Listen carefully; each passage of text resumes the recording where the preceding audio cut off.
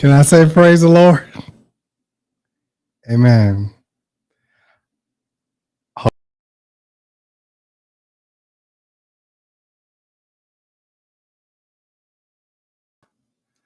Y'all, it's Friday.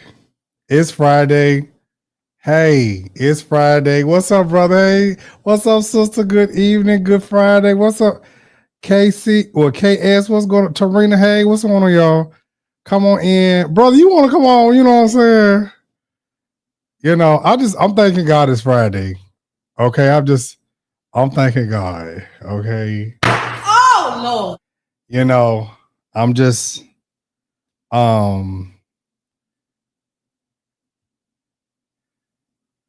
want to be mindful of the things. Was I supposed to? Listen, I ain't trying to be petty, y'all.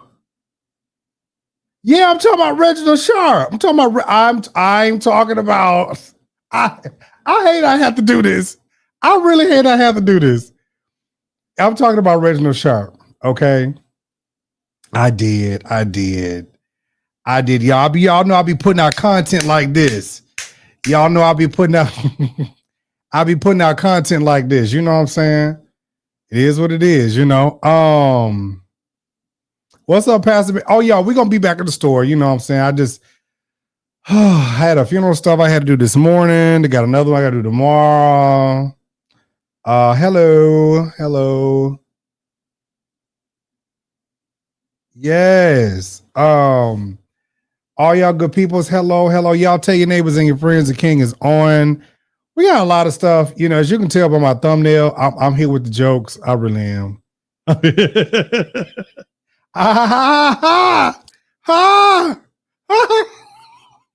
here with the jokes. Okay. It's you know, I think let me see. The last time I went live was I don't know what I think it was maybe last week I went live or something like that. What's up, Michaela? But yeah, I think that was the last time I went live. But it's been so much stuff that's been rolling through the media cycle. And so, you know, I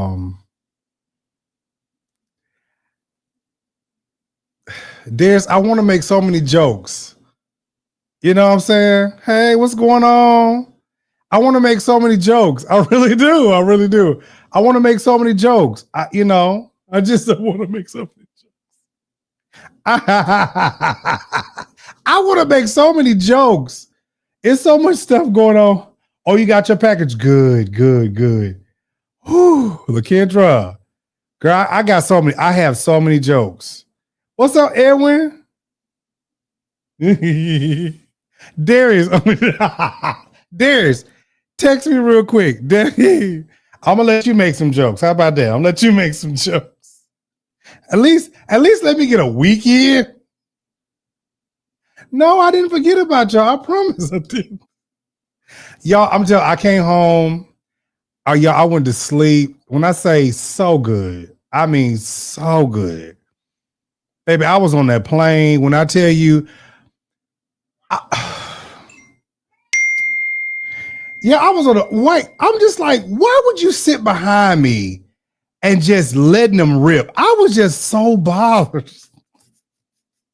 I was I mean, we hadn't even got off the ground good. I was like, and trying to turn around like, you is disrespectable, just nasty. Child. Thank God for life, though. Thank God for life. I know it's my show, baby. I know it's my show. I know. It's some things I do want to touch on today. I'm gonna get to Pastor Sharp, Reginald Sharp. But like this whole media cycle. Oh, there go my brother right there. Hold on, let me see. Durs! You on mute. Hey, brother. Hey, what's going on?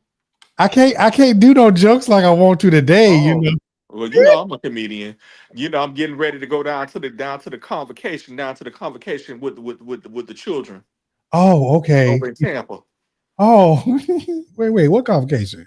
Down to the LGBTQ statewide convention. Oh, yes. Tell the people of God I say hello. Yeah, I'm going down there with to the affirming division. Amen. Praise God. Oh, brother. So since I have been working, I'll say it like that. Hmm. Yeah. Well, you know you have to work while it's day Yeah. What's up, Trail? because Nephew, when night comes, no man can work. no man. Praise him. So I had been seeing a lot of stuff while I was traveling up and down the highways and byways and airways and things. Hmm. I think I can say that. I hope I can say that. You've been going places. I've been I going mean, man, you just went to West Palm Beach. we sure did. We sure did. We was down at West Palm. We went to go see our friend Ed Rico. And we seen him get elevated in the Lord. Hmm. Now Um he had us nervous up in there for a few minutes. uh, oh, wait a minute. We say, "Hold up, now, brother, hold up." Now you saying a lot of stuff. We looking around at the church people like, okay, they finna run us up out of here. So, what's up, Auntie Nikki? Braylon, hey. So, this whole situation, I want to touch on Pastor Reginald Sharp, but I think I'm gonna say that for last.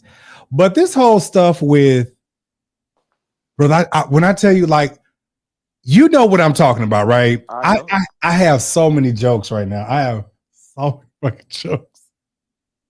Yes. But The best this joke is just to live. I, Just I to continue to live. just to continue to live. And Just and let every fat cow, no neck, fixoderm, black and mild queen that want to talk, let them keep talking. I kind of want to address them. Or we can Not always address them hoes. I do because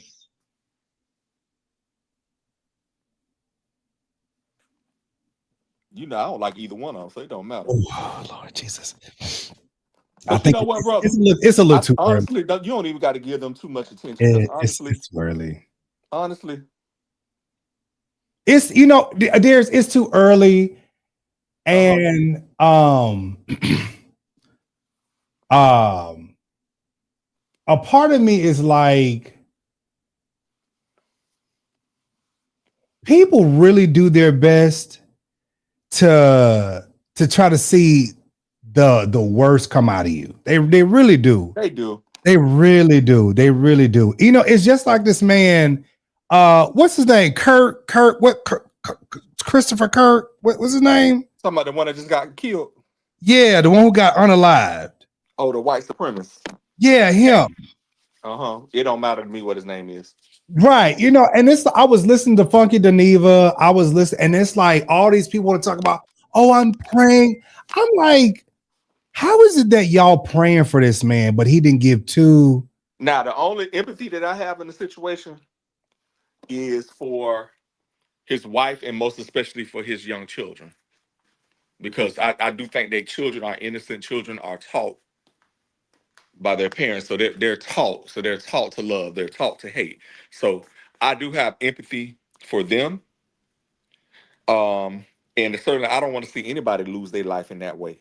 And I think that the message is somehow being um distorted out here in these streets that because people are being honest about what they feel about this man's belief system and they keep wanting to equate it to politics. To me, this goes beyond what somebody thinks political. This is not a political issue. To me, this goes beyond that. This man said he said hateful things about black people, about LGBTQ people, about Jewish people, about immigrants. This is somebody that stated that Ketanji, our Supreme Court justice, she was only on the court because she was black, because she was a black woman and she wasn't smart or credentialed enough. Now this was somebody who allegedly who didn't even graduate from community college. Who? That man, but had the nerve and audacity to say that about that woman. And so it's the disrespect. While nobody wants to see anybody killed and gunned down, we can't sit up here and also not. I believe that he died by the way he lived. I'm sure I'm about to post this, and I'm going to say this right here. And for the people who feel some type of way about the comments that we're about to make today, that is it's hard to feel sorry for somebody when you have.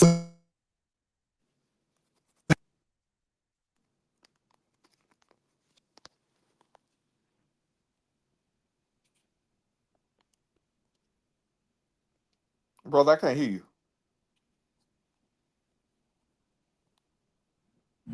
Can you hear me now? Now I hear you. Okay. It's really a shame that the way this man has said he didn't care about other people being killed, unalived, all of these things like that is the very same way he was taken out of here. And no, I don't support violence either. But when you say demeaning things and you have such a platform, this is why even at the level that I'm at right now, and what you all see is nothing because my reach is very large. But if I had 1 million followers, you have to be careful to how you lead people, because people will take every word that you say and they will actually do it. And so when this man got out here talking about Ketanji, he was talking about George Floyd, all of these things. It's like when I saw that video of him on that school campus and then he got popped, I was like, oh. Yeah. It would be a difference, Dears. It would be a difference. And it is a difference, you know, if I said, oh my God, John F. Kennedy got shot. Now, I've never heard John F. Kennedy. Well, you know, when he was alive, I wasn't alive, but you know, the things that he stood for and everything, and he was unalived. It was like, oh man, you know, some of these great leaders that have passed on, great leaders and singers that have passed. Okay, I'm gonna give you a good example. And this is for the church folks. Come on, teach us. When Mother Louise Patterson passed, like I cried because she was a good person. She really said things from her heart. She didn't have hate for nobody. Well, I don't know. You know, so when a person like that passed, I feel something. But when you're out here spewing hate, and it's funny because I see a lot of black people. That's like, oh my God, I'm praying. Listen, I ain't trying to be. You know what that is? That's mental illness. That's like the slave crying over the slave master. Why you weeping over somebody that thought that your existence was less than dirt? Exactly. That thought that you was less than 1/3 of a person. So let me do this real quick. I want to play this because I even got a clip from Funky Deneva. So I'm gonna play this, okay? Clear, I'm not a white Christian nationalist sympathizer or apologist. Please don't tell me about your Christian love when Charlie Kirk was a voice that you idolized. Charlie was a racist, homophobic, transphobic, misogynistic, xenophobic, hateful bigot. There is absolutely no hate like Christian love. Charlie Kirk was not a good person. Now, I'm a firm believer that no person is all good or all bad, but he continued to spew hate guised as Christian love. I'm not grieving the death of Charlie Kirk. I'm grieving the current political climate in the United States of America. I'm grieving the politics of white supremacy having a stranglehold on this great nation. I'm grieving the ignorance of white Christian nationalists not understanding how their rhetoric causes harm to marginalized communities. I will continue to condemn violence in all forms while simultaneously calling out hateful bigots. I will never be a safe space for Nazis. I will never wish death upon anyone, even Charlie Kirk.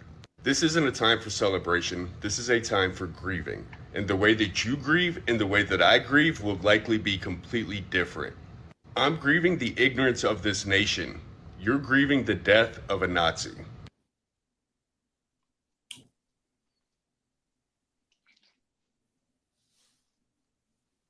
Oh Lord. I'm not celebrating him getting killed, if that makes sense. It does. I'm not celebrating it. What I am saying is the very words that you spewed out for other people happened to you. Mm-hmm. I'm not grieving for him. The very same thing that you spit out towards everybody else happened to you. Mm-hmm. Period, point blank. Like, here's the thing. Huh?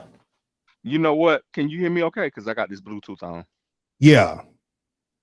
What is even beneath what is that he does not think that people that are not white, people that are not heterosexual, people that are not of what they say is the Christian faith, which to me, which is really white. There is a difference between Christianity and white nationalism. White nationalism is this stuff that a lot of them are on. They are masking as Christianity because these are the principles that they're using and out here exhibiting those Jesus lived. And so when there, I think what frustrates me is when I listen to, like when I watch a lot of political news and how people, when these commentators sit up and they want to play like at the very is these people think that they are superior to any other group of people based upon their. We know, and I'm not saying that black folks are superior, but I do believe every other color came from us, and I do believe that black folks, if we are the founding blocks of civilization. All civilization started in Africa. Well, see, I gotta agree with Auntie Deb. A part of me does not believe that man that they're showing pewed him. I don't.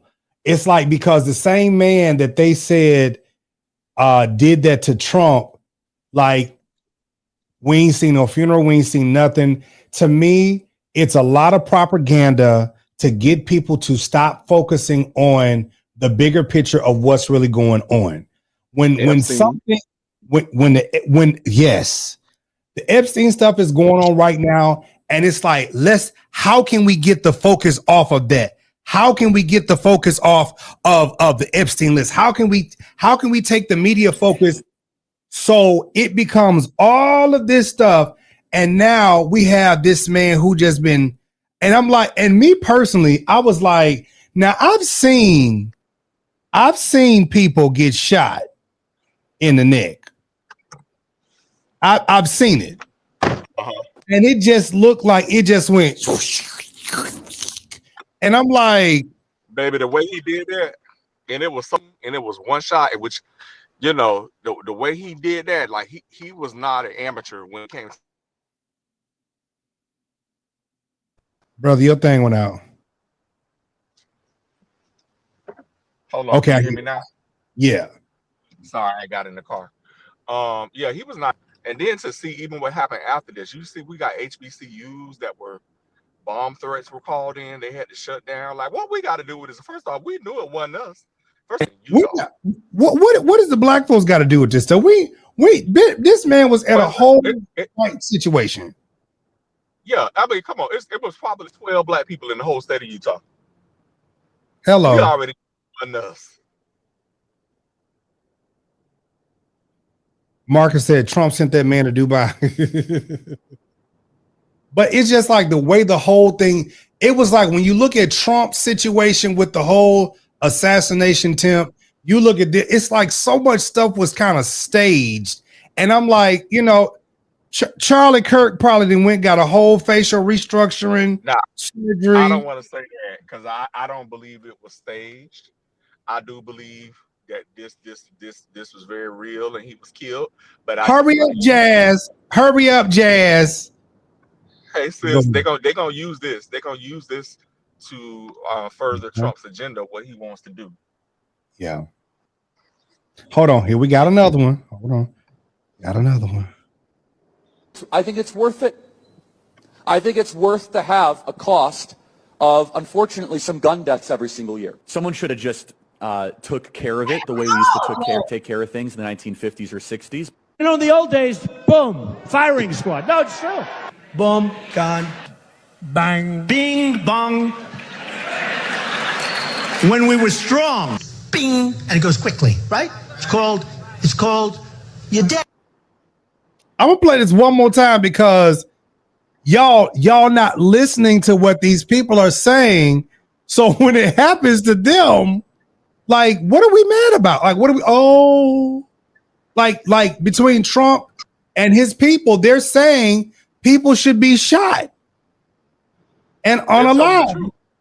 They're telling us what they really think about us.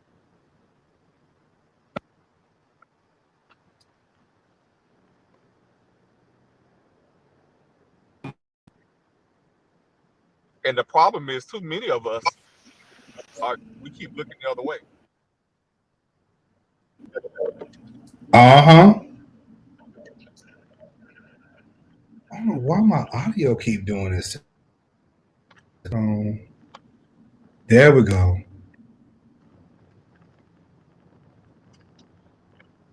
Okay.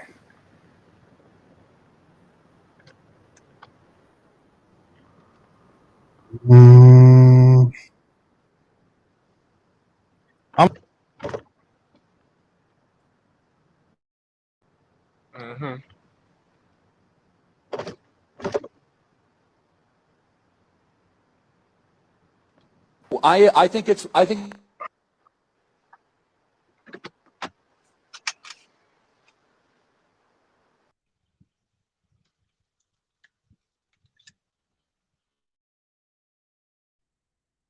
worth it. I think it's worth to have a cost of, unfortunately, some gun deaths every single year. Someone should have just took care of it the way we used to take care of things in the 1950s or 60s. You know, in the old days, boom, firing squad. No, it's true. Boom, gun, bang, bing, bong. When we were strong, bing, and it goes quickly, right? It's called, you're dead. Okay, so now we did that. Where's the other one? I want to play this one. Wait, let me go and take that off. Remove from the studio. He did say this. Did I play this one already? Actually better in the 1940s. It was bad. It was evil. But what happened? Something changed. They committed less crimes. Maybe they were afraid. I mean, 4,000 Black men, women, and children were killed in violent lynch mobs. That's your explanation. But I guess racial terror permeated American culture for hundreds of years. Black America is worse than it has been that affected in the last 80 years. The generational psyche of an entire group of people? No, I'm sure it did. I'm not discounting that. I'm just... Now, that's not discounted, but he did. That's how he felt about Black people, especially in racism. Okay. Let's do this. That some of the mental. Oh, no, not that one. That's the last piece. I want to touch on that. Many. One death. By the way, true. It is too many. Violence should never be accepted. It should never be tolerated. But that's for their issue. In the wake of Sandy Hook and Uvalde and Parkland and El Paso and Lewiston and Aurora and Buffalo and Boulder and Binghamton and Highland Park and Monterey Park and San Bernardino and San Jose and San Francisco and the Pulse nightclub and the Colorado Springs nightclub and the Little Rock nightclub and the Borderline Bar in Thousand Oaks and the Ned Peppers Bar in Dayton and the Waffle House in Nashville and Virginia Tech and UVA and MSU and UCSB and FSU and NIU and SMC and the Sutherland Springs Church and the Mother Emanuel Church in Charleston and the Living Church of God and the Tree of Life Synagogue and the Allen Mall and the Westroads Mall and Fort Hood and Lockheed Martin. And what are we f***ing doing? What are we doing? By the way, that is a wildly incomplete list. We kept it to the last 25 years, and it's still not everything. So, me personally, I can go as far back as Colorado Columbine. Like, I was around when Columbine got pew-pewed up.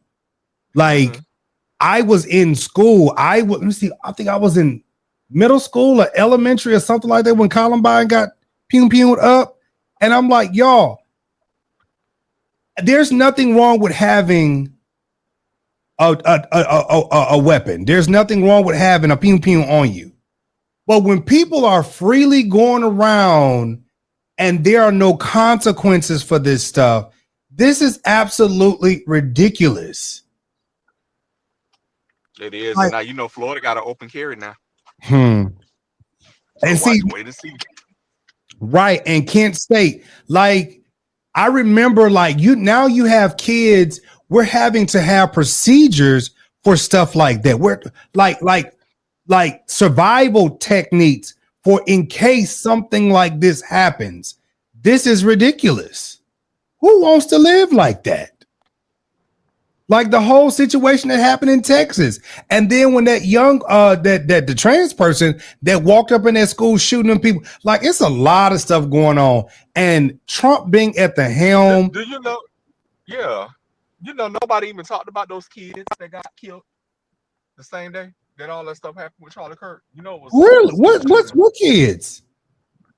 It was some kids that got killed that same day, but nobody was talking about that because the Charlie Kirk coverage got all the airtime.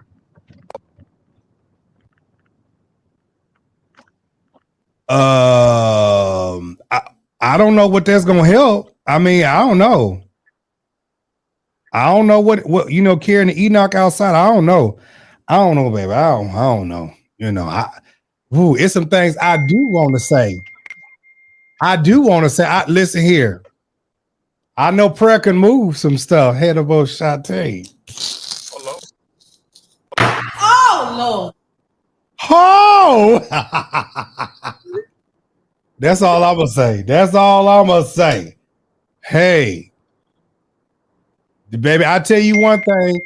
You better be prayed up. You better have all type of prayers around you, surrounding you. Have your peace and your peace made of steel. Okay, protect yourself and everybody else around you, because this is stupid. Like, I'm not a person for violence. I have my peace, brother. I'm gonna see him later. You know what? Oh God. Let me see. You said keep your peace, so I'm gonna keep mine. Hey, glory to God. Jeff, I got your message. Thank you so much, brother. I appreciate it. Jeff said that's his new number. Also, let's hear what Funky had to say. This man was not a good individual. He was not a good individual. Of course, the human part of me is always going to feel something like, people shouldn't be going around shooting people, but you also shouldn't be going around inciting people to chorus, to start race wars and to be racist and to all this other hateful stuff that you was going around trying to put into the impressionable minds of college students. And then you're supposed to expect, let me tell y'all one thing about me, black people, we are done turning the other cheek. I have no interest in issuing any level of condolences. I have no interest in giving a damn about his wife. I have no interest in giving a damn about his children. I have no interest in giving a damn about his family. I have no interest in giving a damn about his legacy. I actually find it to be poetic justice that he died the way he did, out there spreading hate. God don't like ugly, and he ain't too crazy about pretty either. And I'm going to tell y'all the icing on the cake. I'm so glad that it was a white man that shot his ass in Utah, of all places. White on white crime. When is we gonna stop white on white crime? The white on white crime is just, it's so out of control. These white thugs, these white criminals, these white hoodlums. I would be curious to know now, for his family and his children that was in their audience, how do they feel about gun laws now? All the conservative Republicans, all of y'all want to strike down the laws, the guns, and prohibit people about getting. How do y'all feel about guns now? All my Texans and all the people that support the NRA and all of this stuff, how do y'all feel about guns now? Please, I don't want nobody coming to me talking about we need gun reform. I don't want nobody coming around to me talking about we need background checks. And as a matter of fact, what you can come to me and talk about is how we need to start dialing back the rights of white men with guns. Because following Donald Trump's logic, following that shooting in Minnesota by the trans person, trans people somehow are not qualified or eligible to have guns because they're considered to be mentally ill. Well, let's talk about the white men's with guns problem that we seem to have in the USA. White men's with guns need their rights dialed back, because this is what happened. Our great conservative leaders get shot down to the neck. They get assassinated like the great Martin Luther King, when white men are allowed to be unhinged in this country with guns. Now, I will say this to the white man that shot his ass. I ain't gonna never tell nobody to go out there and shoot people, but I'm also not gonna stop them if they shooting somebody that I don't care for. Hear me clearly. Oh. Lord. I don't want to bring the Lord in this, because I was about to say he did the Lord's work. I'm not gonna bring the Lord into this, but I will say he did the will of the people. Okay, let me tell you something, and I stand by what I'm about to say. The only way things in this country are going to change is if white people change them. White men in particular. And I'm going to tell you something. These people on the left, on the right-hand side, they believed in guerrilla warfare, and they believed in politics by any means necessary, and they believed in insurrection, and they believed in guns, and they believed in violence, and they believed in all this other stuff, where you live by the sword and you die by the sword. I don't want to hear no think pieces from anybody on TikTok, from anybody from the White House, from anybody in the Republican Party talking about what we need to do and the issues. Is we finna send the National Guard to Utah? Is we finna send the National Guard to Utah? Because if we not finna send the National Guard to Utah, then we don't need to be sending the National Guard to anywhere. And I don't disagree with what Funky said. I mean, well, I don't either. You know, some of us a little far, but I'm just like, you know, at the end of the day, that's how people. You know what? We are so used to saying sometimes people go too far because we don't want to. Some of us don't want to admit that's what we really think the same thing. Mm-hmm. You know, and then it's like I'm seeing a lot of people, a lot of my church folks, especially white church people and black church folks. That's how, you know, I condole. Listen, let me tell you something. When you and your household think the same way, I don't feel nothing for you. I don't feel nothing for you. When you're out here talking about these folks need to die, that, let me tell you, I'm not doing that. You know, like, now, here's my thing. If you're wishing death upon me and you just happen to get killed, I don't feel sorry for you. I don't. When you're wishing death upon a certain group of people and all that stuff, like, you know, there's somebody wished death upon me, and they did. And if they just so happen to just die, I don't care. Like the Deathly Hallows themselves. I wouldn't care. If somebody told me that, oh, you know, such and such and such got hit by a bus, I wouldn't care. Who? I would be concerned about the bus. Wait. Who wished death upon? I was talking about something else. Y'all talking about something else. So we talking about two different things. Who wished death upon me? A fat blob. When was this? Oh, on a couple different occasions. Oh, child, I wouldn't care. I wouldn't care, baby, if they became a grease spot. All of the negativity and dumb stuff that have been spewing out of these people's mouths and the stuff that they see. I said I wasn't going to do it, brother. I said I wasn't going to do it. Out of all the times that these people have been doing this stuff, and it's unwarranted. And it's unwarranted. Baby, if they called me today and said you've been hit by a Mack truck because you stepped in front of it too soon, I wouldn't care. Matter of fact, I'd be like, oh, okay. You know what? I would ask, is the Mack truck okay? You know what? Oh, Lord. Oh, look, here go James. How's the truck doing? How is the truck doing? You hear me? How is the truck? How's the truck doing? How? Does the truck need anything? Because I know the truck gonna need some help after making contact with that. But you know, here's the problem that I have when these people do this stuff. They sit up out here and want to be big bad wolves, but when people sit out here and start tagging it, just jazz. When people start tagging it, get on my nerves, girl. If you got the lead, girl, just come on. When people start tagging their ass, tell them don't worry about it. Because we're not gonna do this. Don't worry about it. When people start responding back and clapping back, now you want to play victim. You don't get to play victim. You don't get to play victim. Because, baby, I done sit here all this time and watch y'all play these games. And, baby, whatever happened to you, it just happened to you. Okay? Whatever happened, because, honey, listen here, it is what it is. It really is what it is. I'm being honest. It is what it. Let me play now. Now, Funky is over. I want to play this piece by Reginald Sharp.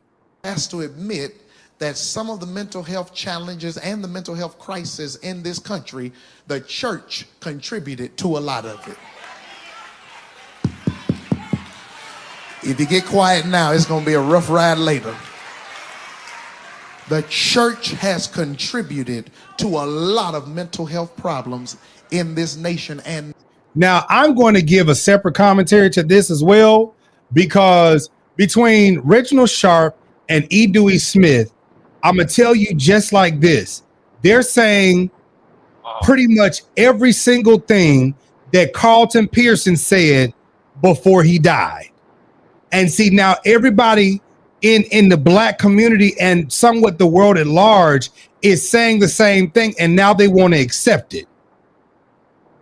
Okay, and to me, it needs to be said.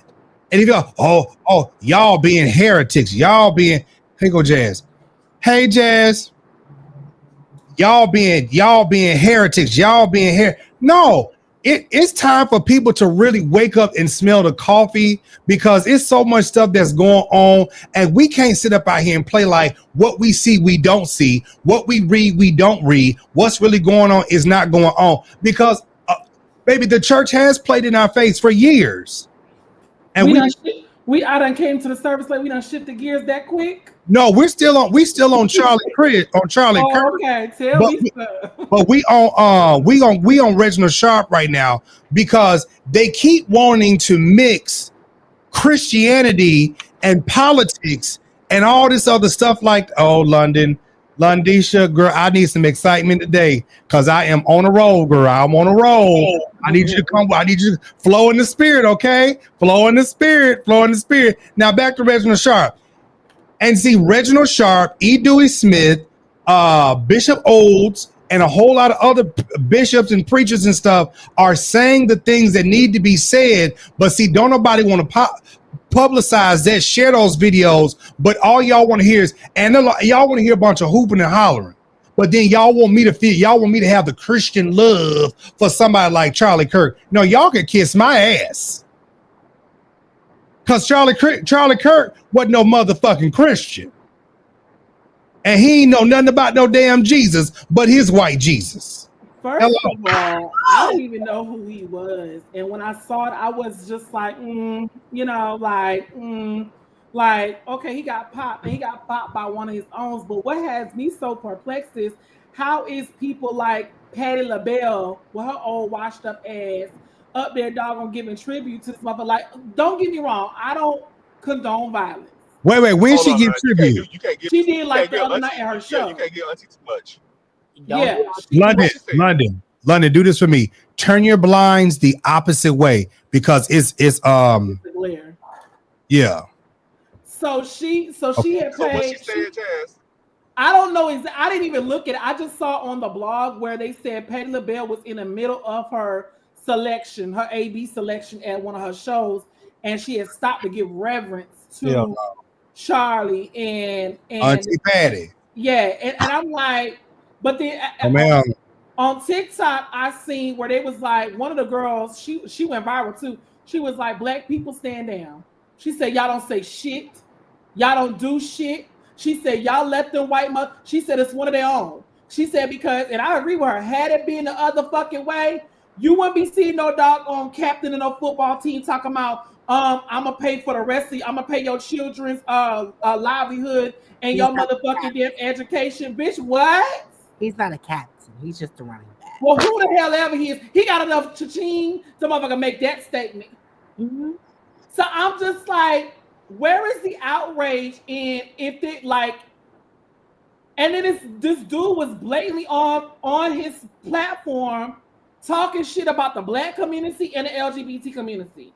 So how are we supposed to even try to even be empathetic to the situation when he's blatantly been in our face talking shit? Because I didn't know of him until, and they was right. His what did they say? His voice is now louder.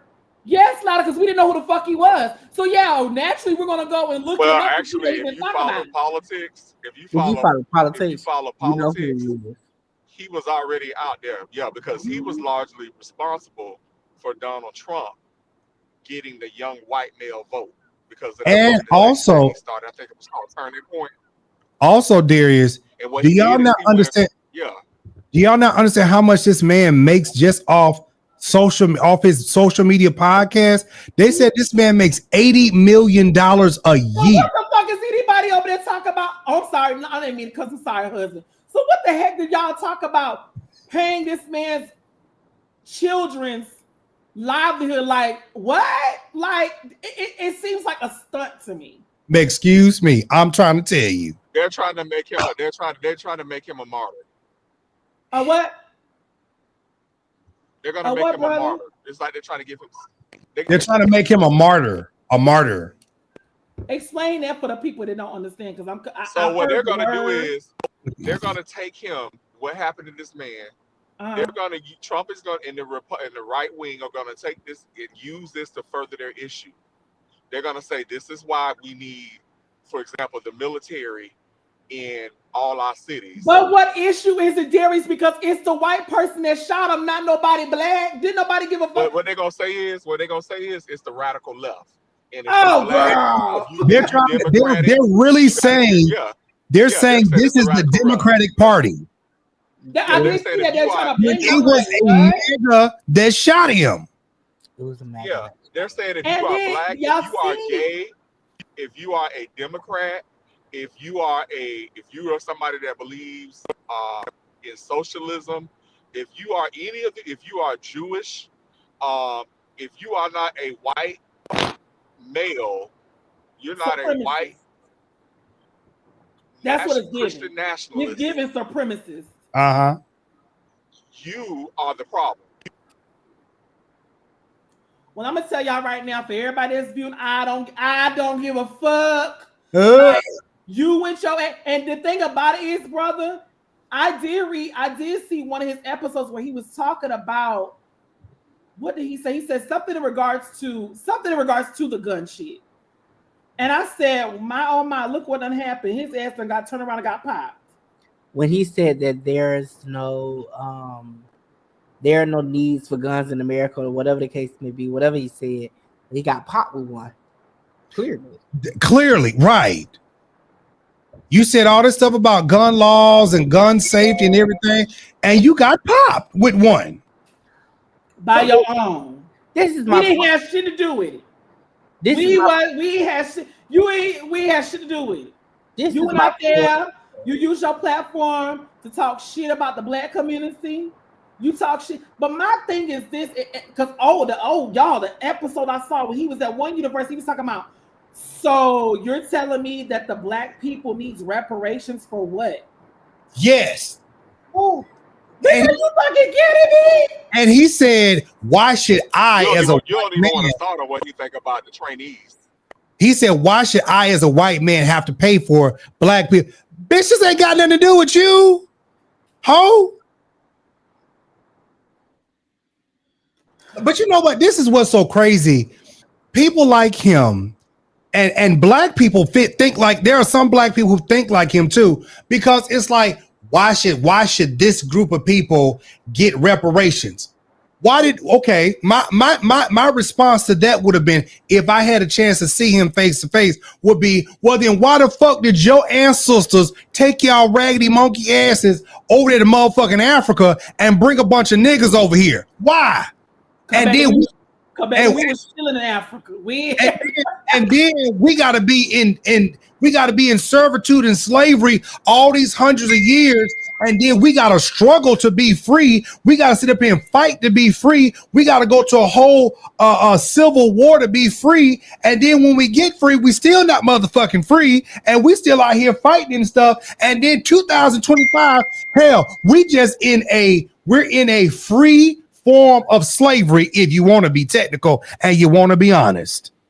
And y'all doing the same shit that you did to us, y'all doing them to them. Y'all are blatantly y'all are racist, and it's so illegal what you're doing to the immigrants. And you got these Puerto Ricans and these Mexicans that's out here vouching for Trump, but then now he done did this to y'all. Now y'all mad. And I agree with all the black folks that said, babe, we sitting back out this, we gonna mind our black business, because we've been trying to tell y'all this.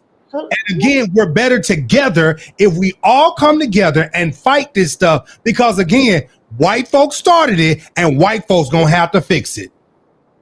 I believe that's why I said I agree with her. We don't need to say shit. We don't need to do shit. We not about to do no protests. We not about to do no rallies. Fuck all that. For what? For a white supremacist? The Bible says, train up a child in the way he should go, so when he gets old, he won't depart from it. Y'all crackers, and I use that word very loosely. Y'all crackers is out there training up these young crackers to use, I guess, reverse psychology on us to make it seem like y'all not racist, but y'all really are. And then you say stupid stuff like, oh, well, we need a pardon the officer that doggone killed George Floyd. What? Like, I'm trying to understand, what does that have to do with today's issue? Okay, wait. So South Carolina Attorney General says he called Clemson University president about professors' vile, reprehensible comments about Charlie Kirk. Let me see what he said. Okay. Well, them college professors been saying a lot, because there was one. What was she at? In Tennessee, the white lady in Tennessee, they got fired because she had made a post and they called it. Yep, her. Somebody from the Panthers football team made a comment. They fired him. He was white. Yeah. I saw the announcer. Maybe that was the announcer. So when white people stand up and go against the grain or go against y'all agenda, y'all fire them. This is blatantly what the fuck Trump's been doing. If you don't agree with his stance, you're fired. That's crazy. But then y'all in the same breath want to tell us, no one's supposed to lose their life because of a political opinion. No, he was You know blatantly spreading racism Yeah. everywhere he went. Let me tell you, but see, the thing is, Jazz, they don't see racism the way we do because racism is about power. This is why I say I learned when I went to Florida State University. Black folks cannot be racist. We can have prejudices, but we cannot be racist because racism is about power. So when you control all the resources, when you control all the power and the majority of the wealth, that is what makes and you use it to favor you and F everybody else based upon the color of somebody's skin. That is racism. But black folks, we can never be racist because we don't control the resources.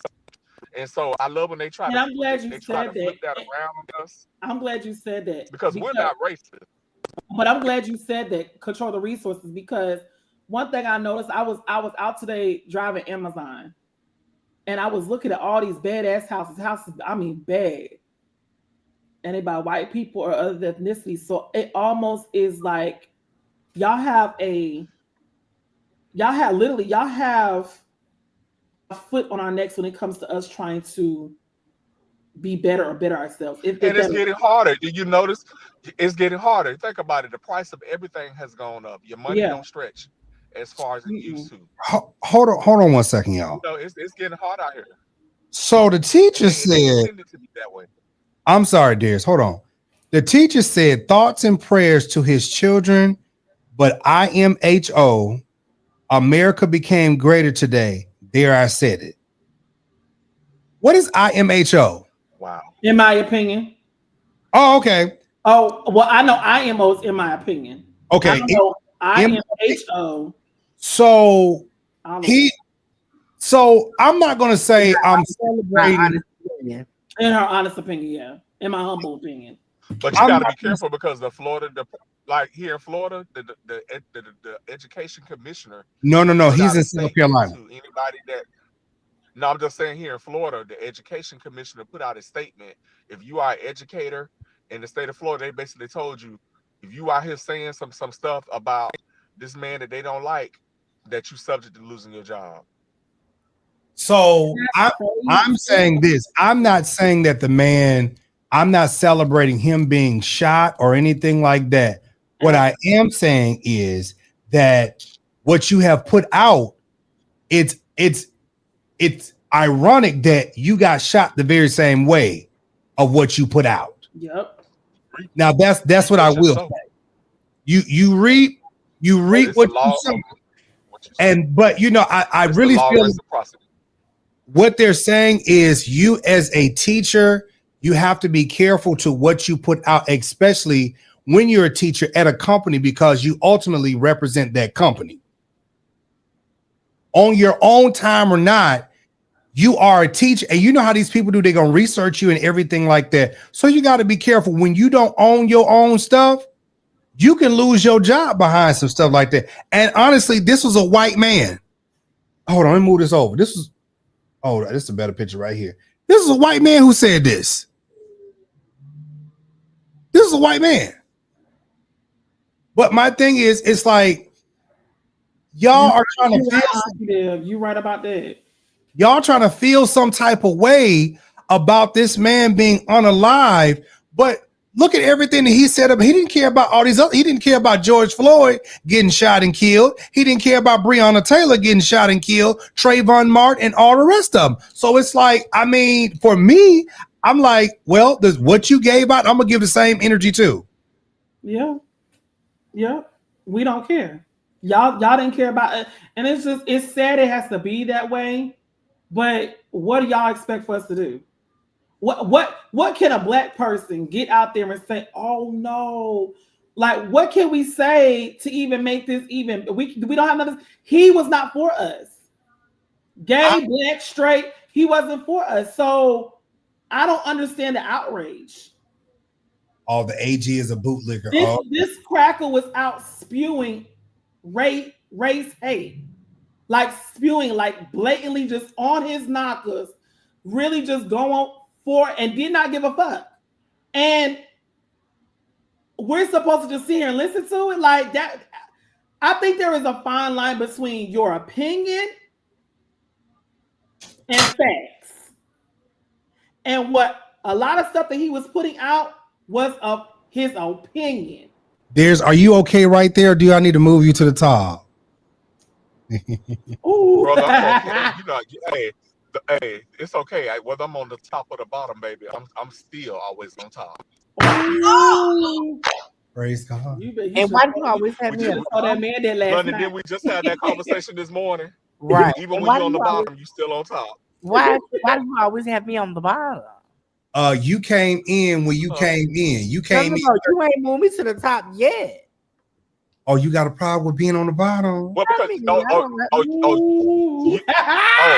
like. Hold on, you don't like being on the bottom. Ooh. I mean, I don't have a problem with it being on the. I don't have a problem. Well, then, I don't mind coming to the let top. it go. Let it go. I'm gonna say this. So, in my journeys this week, amen. When I was out of town. Which journey? Huh? Which one? I was out of town, brother. I was out of town. I know which journey you talking about. I was out of town. He was out of town, brother. No. He was out of town. You know he's trying to take it somewhere. Up there, down in the valley. Girl. Down in the valley where the girls. I happened to see this when I was out of town. Like being of the man, being pum. And I saw it and I was like, dang. Okay. Let me just repost it and keep on going. Cause I'm like, this man, this is my thoughts about it. I have seen this man, and I didn't even know this man made this amount of money. Seeing this man on so much of social media spewing hate. Like, I don't know what people don't understand about it, but y'all don't have a problem with Terrence Williams being a white bootlicking mega trustee. Y'all don't have no problem with the Hodge twins out here cooning and y'all, and then it's like whatever these people say, and y'all okay with it. Y'all okay with it. And I'm like, brother, it comes down to what I said earlier. When you think that other people are inferior to you, these people operate out the basic premise that we are inferior to them. You know what? And speaking of that, somebody called me. You know who I'm talking about. And when I made my post initially about this, and I said evil begets evil. Now, Jives, you shouldn't have said that. Now, Jives, in my humanity, humanity? What do you mean? Why am I? And I was out of town handling some business.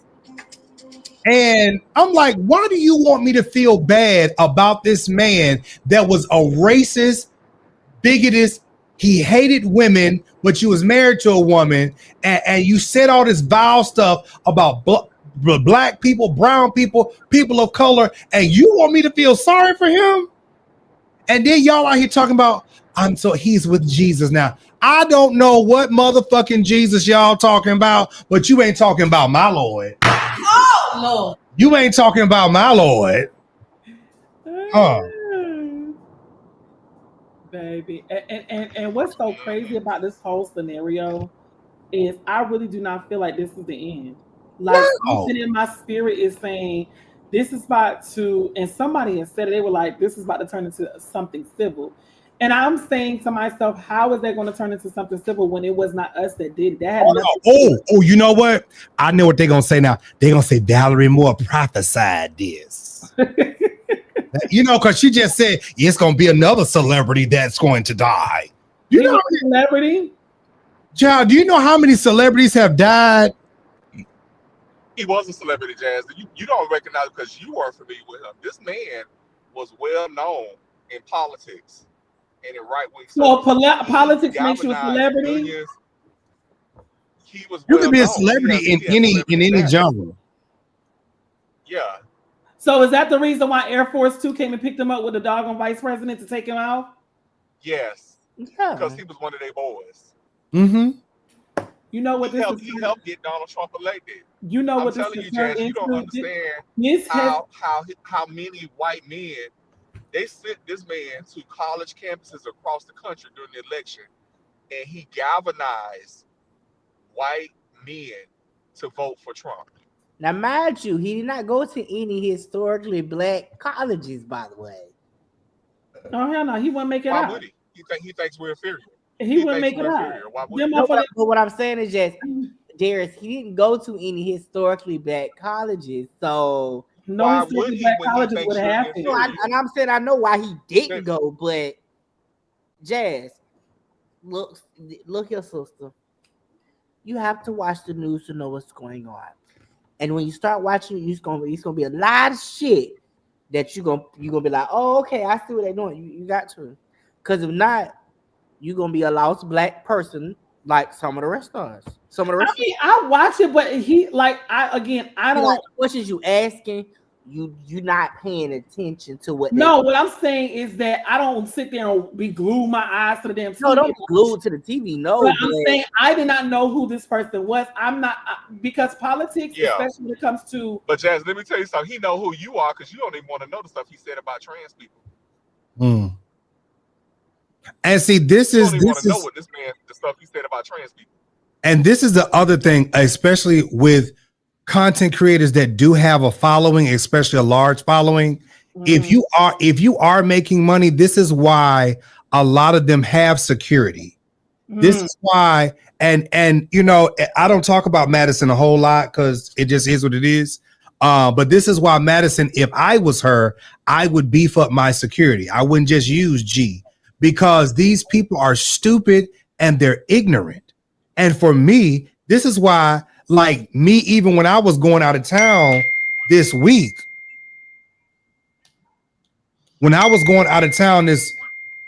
can y'all fucking stop shit?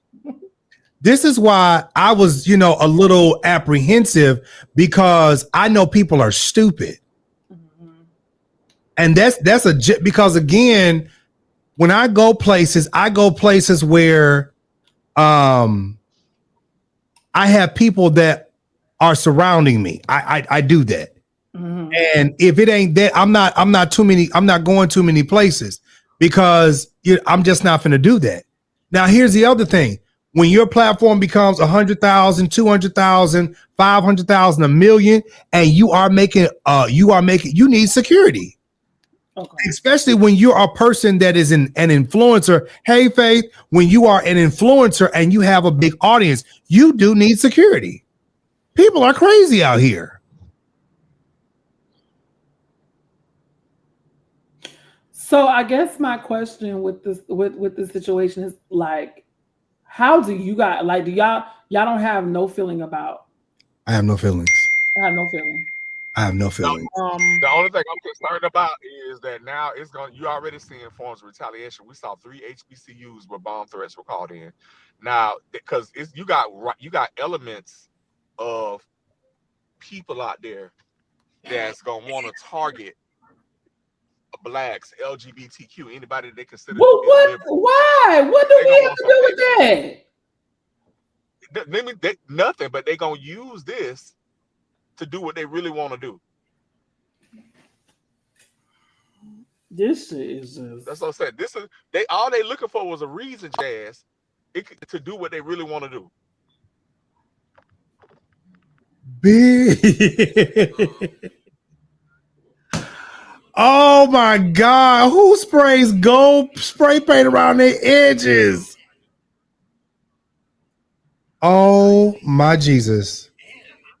I really don't have.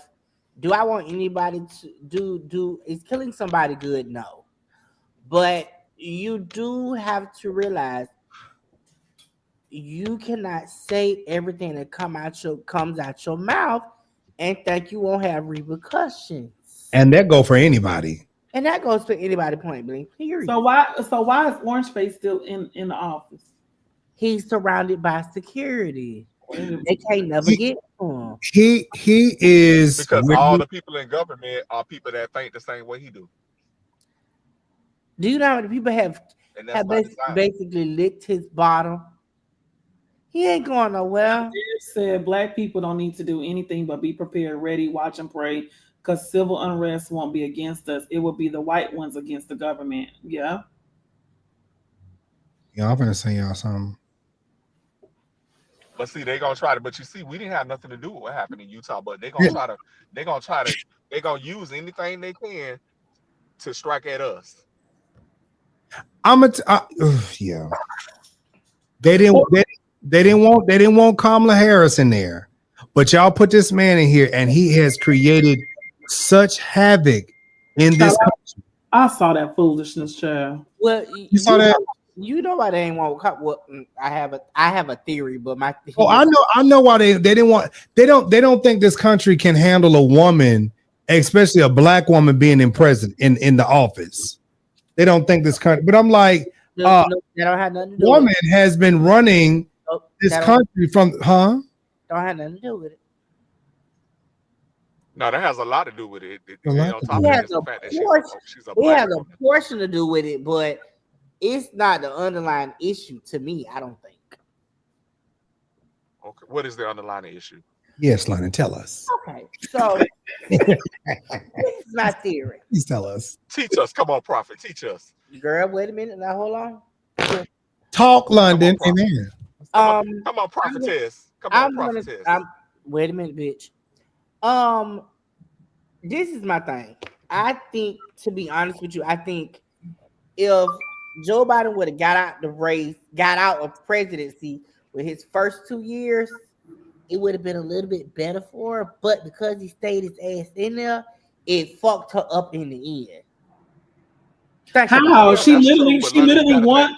But no, how? Because she literally won the race. It was him cheating in the ballots that we know that he was cheating in the ballots.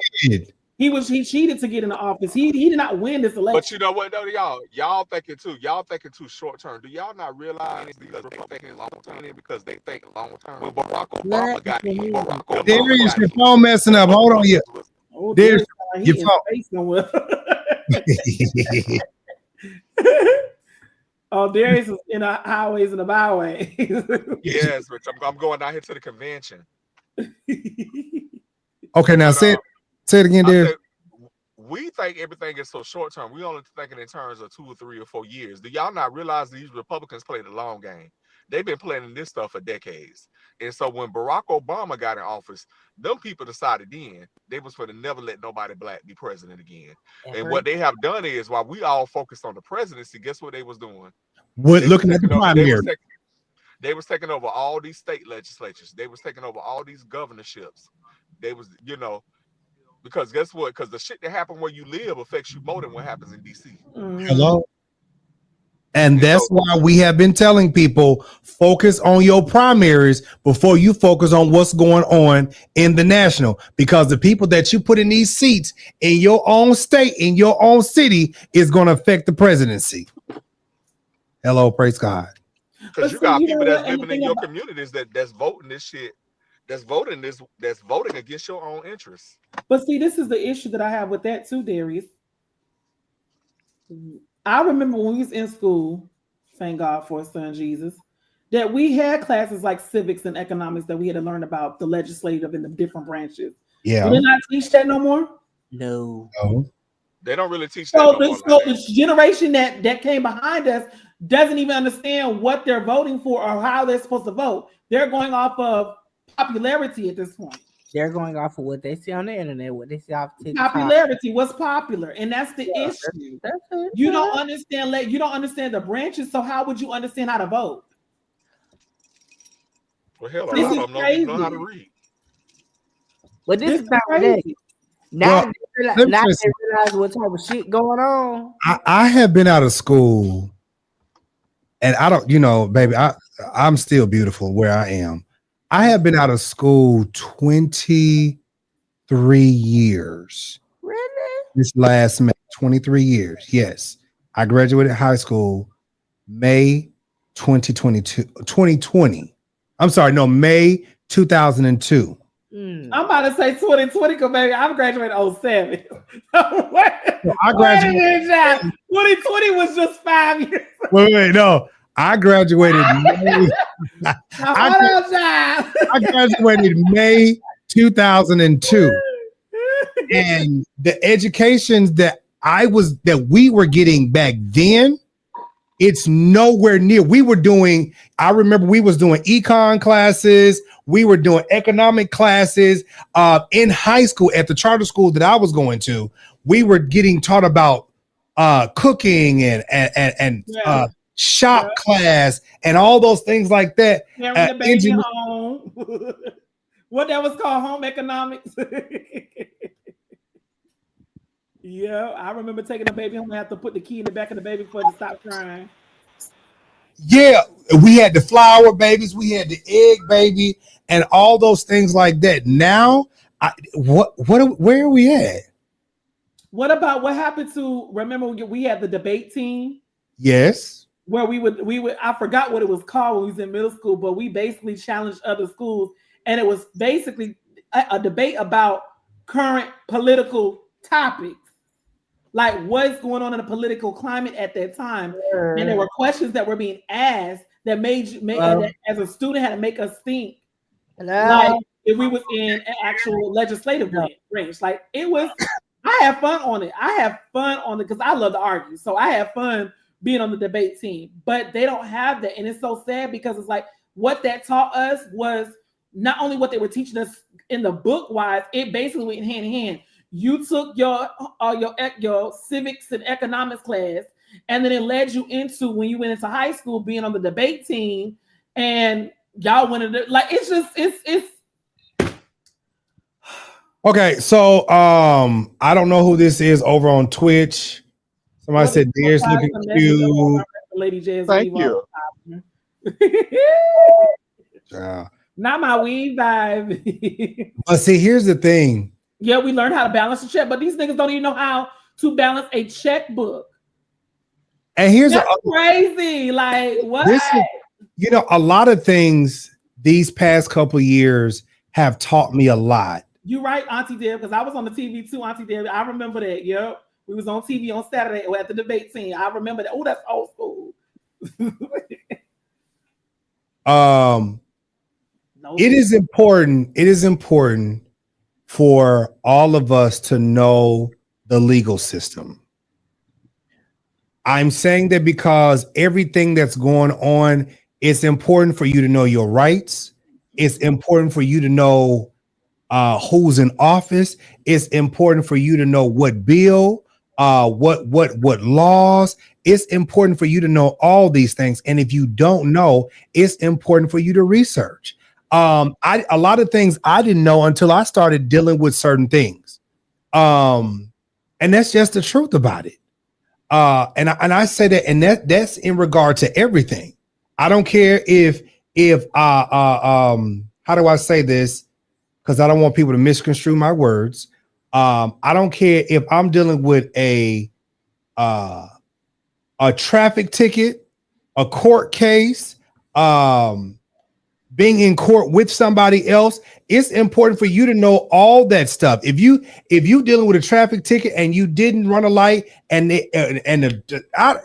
y'all, it's important for us to know all these things, because if not, people can do anything. And when these people are out here trying to rewrite laws and trying to make stuff work for them and not you, it's important for you to go right back in that catalog of laws and slap them back with it. Like, this ain't gonna work.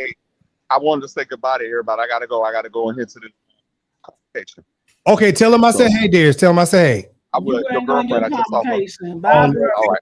Tell Stephanie I said yes. You know who I'm talking about. I know who you're talking about. Well, all right. Yeah, so it's very that I do believe it, and again, it sucks because even in Georgia, as of recently, I saw it was both on Facebook and I saw it again on TikTok. TikTok is very informative, by the way. Georgia alone, students are below 36%. They're below the standard reading and math level. That's a problem. That is a problem. That's a problem. And I knew it was going to be issue, Giles, and this is going back to what we were saying about how it's changed. Y'all remember that if you got anything lower than a 70, that was an F. Yep. They have changed the grading scale to I think 60 is a C. Oh, hell no. What? If you got a 60, that was a F. The current grading scale has changed. So I think if you're between a 60 and a 65, it's a 60 to 65 or 60, it might be 66. It's a D. And then anything 67 to 72 or 73 is a D. And then 70 goes up to a C. But those were Fs. Those were bad grades. No one wanted to get a 70 in school. No one wanted to sell. You was happy when your ass got an 81, an 82. Like you was happy when you got an 85. It's crazy. Yeah, 60 is passing now. I'm sorry. Okay, 60 is a D. So 60 is passing.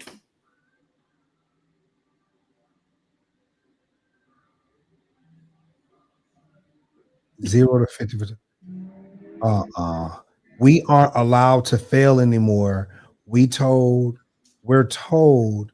we got to give them even a 0 student of 50. I think that Marcus rewrite that because I think he might be typing too quick. But it's the issue. What I'm saying is you got high school students, and what's so sad is if y'all look at TikTok, the people be playing them. Somebody was like, "This." Let me give y'all a scenario. 5 plus 5 times 5 is what? Please, dear Aunt Sally. 5 plus 5 times 5. Excuse me. 5. That's 50. 5 plus 5 times 5. What is that? 5 times 5 is 25. Plus 5 is 30. No. You should that's say right. No, that's right. She said 5 plus 5 times is 10. 5. But the total is 30. Because you got 5 times 5 is 25 plus 5 is 30. That's right. You do the multiplication first. Please, and then do the addition. My dear Aunt That's right. Sally, bro. That's right. 5 because you do the multiplication first, then you do the addition. Oh, okay. Remember that? 5 plus 5. You did it how you just said it. Okay. I'm sorry. Maybe I should have said it's the 5 times 5 is in parentheses. So you do that first and then bring down the other 5, and that's your total. So okay. Because I was like 5 plus 5. Yeah, 5 times 5 is 25 plus 5 is 30. Do y'all know this doggone dude that was interviewing this girl? She said 30, and he tried to make her look like she was stupid. And I was like, what you talking about? That's the right answer. It's 30. You do your multiplication first in the parentheses, then you add what's outside of that, which makes it 30. Oh, it go like this: parentheses, exponents, multiplication, addition, and subtraction. Yeah, please. I'm gonna tell you like this. But this is my example to say is people don't even know basic math and multiplication. Girl, what? Baby, listen, my mama. Because when I saw it, I was questioning myself. I said, okay, 5 times 5, that's 30 plus 5. 5 times 5 is 25 plus 5 is 30. So she was right. But the way he was acting on camera was like she was a dumb one. That was the wrong answer. No, see, y'all need to go back to the multiplication flashcards. No, London, they're not even teaching cursive. No, we had to write in cursive when we learned that in elementary going into middle school. So we had to write. I remember when we started learning cursive in elementary, we had to write full-blown essays by the time we were in 5th grade in cursive. If it wasn't in cursive, it was a 0. And that shit would be hard because, baby, I'm telling you right now, cursive was like, that was a foreign language to me because I was like, bitch, is this the right? I'm telling you. But they don't even know how to sign their name. I went to the dog on, I delivered for Amazon. Y'all know I deliver for Amazon. And this baby, she had to be maybe in the 6th grade. And I was like, do you want to sign for this package? And her mom was standing on the porch. And I was like, go ahead and sign your name. I said, we just got to get your signature. Do you know this baby spelled her name out regularly? I said, that's your signature? She was like, yes, okay. There was no signature. But see, that's the thing. For me, Jazz, that come with parenting. So if you got a parent, hello. It ties in with the school too, because if the school's not teaching them how the kids gonna learn. So like when I was actually raising my niece, the school that I was taking her to was a charter school, and no matter what the public school was doing, they were still teaching economics. They were still teaching write your name in cursive. They were still teaching the basic math and stuff like that. And this is why it is important for parents to be involved with their kids. Because if you're not this, and I'm as much as I want to blame the school system, I have to blame the parents. Hey, Auntie Pat, I have to blame the parents and the guardians as well.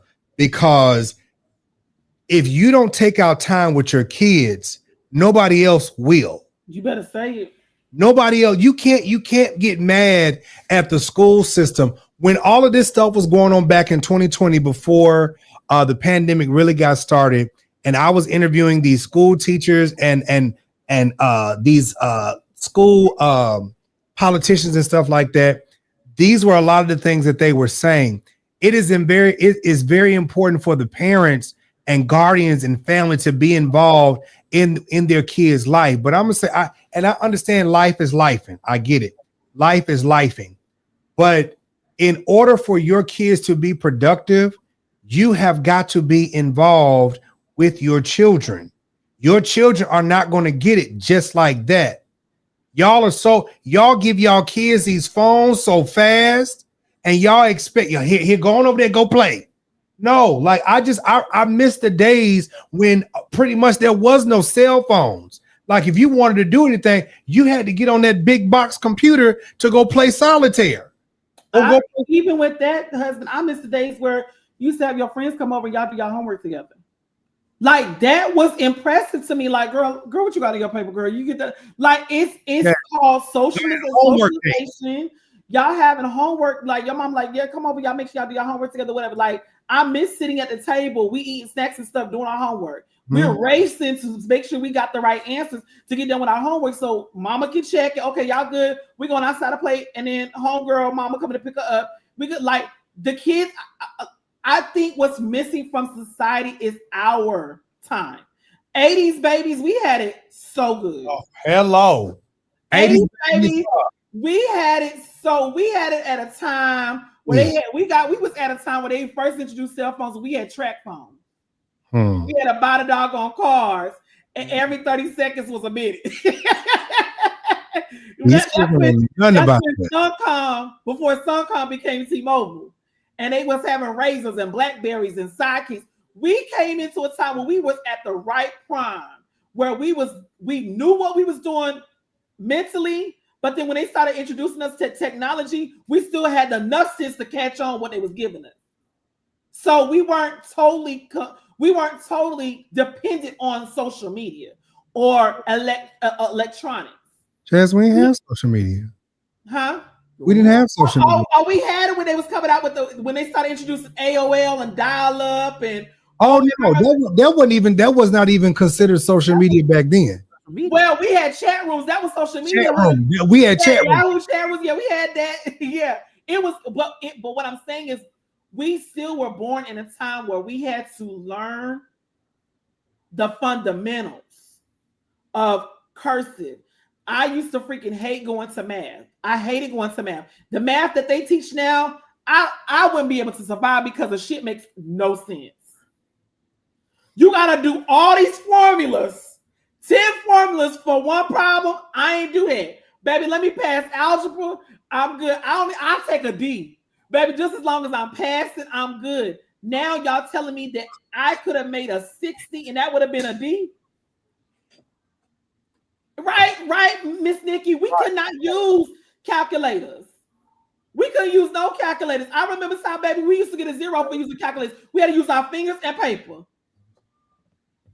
So imagine if we were born at a time. I'm talking to the 80s babies. I ain't talking about the 90s babies. We talking about the 80s babies. We had it so good. We had it so good where our parents felt comfortable leaving us outside until the lights came on the street. Girl, I'm gonna show y'all this grading scale. Oh, Jesus Christ. You done put it up. See, look.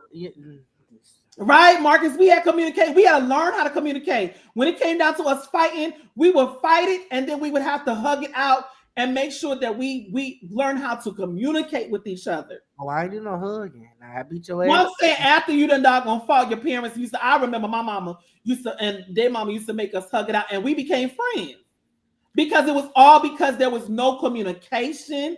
And it was other stuff that was going on. But yeah, it's like Auntie Deb talking about she had it better. Listen, every generation gonna think they had it better than the next. So Auntie Deb, please. 80s baby is where look, we 80s baby, and we don't even look like our age. Now clock that T.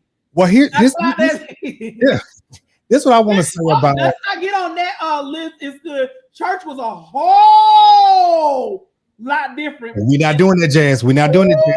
I'm not gonna do it. I'm back. Church was I'm back. I'm back, Jazz. No. She said it. I just agreed. Come on back. So this is the thing. I think by the time we got to the 90s, babies, things started changing really bad, and music, everything was different. But as far as the education and things like that, the way we were raised. Now you see Tracy's comment. Bye, Tracy. Bye. Bye, Tracy. Sound about right. Bye, Tracy. I know Tracy. 1-800 chat line. A whole hot mess. But you know what? Like, we were raised, like you just said, Jazz, we were raised, and I didn't really have friends that come over like that, but you had study groups. You had, we talked to each other face to face. We didn't do this social media stuff. The way you dated was face to face. We back then we had, call me now. We had the way we had all of those things, but now triangle papers. Do you like me? Will you date me? Open up. Did y'all used to do the origami? Yeah. Oh my God! Like these kids nowadays, they think with computers. We had to think with our heads. Yeah. We had to think with our hands. Like everything was hands on now. And I mean, there's nothing wrong with progressive school programs. There's nothing wrong with progressive technology, but we've moved so far that we don't even know how to physically touch and do anything because everything has become so social media. Oh, thank you, Auntie. Everything is it's so different. And what I am going to say is it is a blessing and it's a curse that we have. You said, how did we get off topic? I don't know. But listen, yeah. So as far as the whole Charlie Chris thing, I feel like people want you to feel bad about an ignorant piece of shit person. Now, I'm gonna say it like that. People want you to feel bad about a piece of shit person that got shot. Mm-hmm. Now, I am not for violence or anything because I thought it was crazy that they're out here doing a little conference or whatever they're doing and somebody pumed him. Like, I'm not a person for violence. I'm not for that. At the end of the day, you were not for the gun laws and all of these things, and this is what happened. I'm not saying that that's okay. What I am saying is that he was walking around like he was untouchable. That's what I got from him. He was walking like Trump was on his side. He had MAGA on his back, and he was walking around like he was the Donald Trump of the colleges. And somebody was like, I don't agree with you. And you keep around here popping your shit. He got popped. There's no way around it. That's what happened. Homeboy, sorry, not sorry. You got to be careful how you go and trial around these yards and think that you can say what everything you want to say, and somebody's not. People, like you said earlier, people are not in their right mind sometimes. So when people processing what you're saying, and then at the insult of injury, nigga, you got killed in Utah. Nigga, you know that. Ain't no black people in there. Utah. He got. That's like saying you went to Oregon. He got unalived by his own people. By your own people in Utah. And did y'all read? Allegedly, they are saying that the family, the daddy, gave him up because it was $100,000 bounty on his head. That's crazy. Who head? That's some crazy. On the killer. So that's how the killer got. That's how the day when they go pick up the boy. I'm gonna tell you, supposed to be going to that college that next semester. I'm gonna tell you this. We're gonna hear about this for maybe a month or two, and all of this is gonna go away. Because as long as we keep talking about the Epstein stuff, there's gonna always be something it's like they're trying to keep us. It's a distraction. They're trying to keep a distraction from this Epstein stuff. I'm gonna say it again. They're trying to keep a distraction from the Epstein stuff. So let me ask this question, not to cut you off, husband. If it was to come out that we saw the list, what do they expect that is going to happen? Well, let's just say that we know that Donald is on the list. We've seen his signatures. We've seen the proof. Yeah, I just don't. I'm trying to understand where y'all thinking this is supposed to go, or what difference is this supposed to make if they do release the file of the Jeffrey Epstein? What is that going to do? Do y'all not think that Trump is still not going to be in office? Like, what are y'all saying? Like, why is it so fixated on him messing with underage girls that we know that that's what he did? We know that this is a dude that has grabbed on young ladies' vagina inappropriately and has bragged about it. So what is these Epstein files supposed to really do if they were to be released? Basically, I think it will basically put the icing on the cake for them to realize y'all been following the damn pedophile for the last goddamn 12 years. Brother, we know that. No. We know that. So I'm trying to understand, what is that going to solidify? Listen to me clearly. When you piss off the right white people, shit get done. Well, we seen that this past weekend. So that's what I'm saying. When you piss off the right white people, because if you notice, most of them senators in the Senate, they're talking amongst themselves. It's like, they're not publicly saying it because of what the aftermath gonna be. But behind closed doors, trust and believe me, the motherfuckers don't like him like that. Like, for real, no. So like Epstein would be the icing on the cake for them to say, nah, bro, you know what? You done fuck with this party, da-da-da-da-da. All these people leaving our party. Because if you notice, a lot of Republican races that they normally would be winning, they're losing. Even in states that he have won. So what does that tell you? They just had a special election in Utah the other day. The white man the white man who is a Democrat, beat a Republican in fucking Utah. Donald Trump won Utah by 30 points. 30. The man beat the Republican by 20 points. What I'm trying to say is these white people is mad because they done fought this man. This man done said this. This man done said that. Now all their money and their insurance and stuff is getting cut. They're losing their farms. They're losing all the stuff that he promised them. Who fault is that? Okay. Now who fault is that? They vote for dumbass. But my thing is, they vote for him. So guess what? Now they're sowing what they reaped. Y'all voted for this. They doing that. We just sit back watching all of it. That's why. Hold on. Do y'all remember? Hold on. Wait, London. Do y'all remember when they did that insurance BS last year and how the CEO or whatever got unalived by that person. You talking about the United? You talking about the United? Yeah, United. United. I think it was United. Something United Healthcare. That's Yeah, what it was. he got unalived by that Ilolingo, that look Italian name. What? No, he was white. He was white, but he had an Italian last name. But he was Italian last name. Remember? Yeah. Remember how they shot him? All because he made a decision that cost them their insurance. Yeah, they white. They're not playing. When you start affecting their stuff, When you start affecting their stuff, your stuff start happening. You just ain't noticed it. So what are y'all trying? Okay, so talk to me, y'all. Luigi. What are y'all really trying to say here?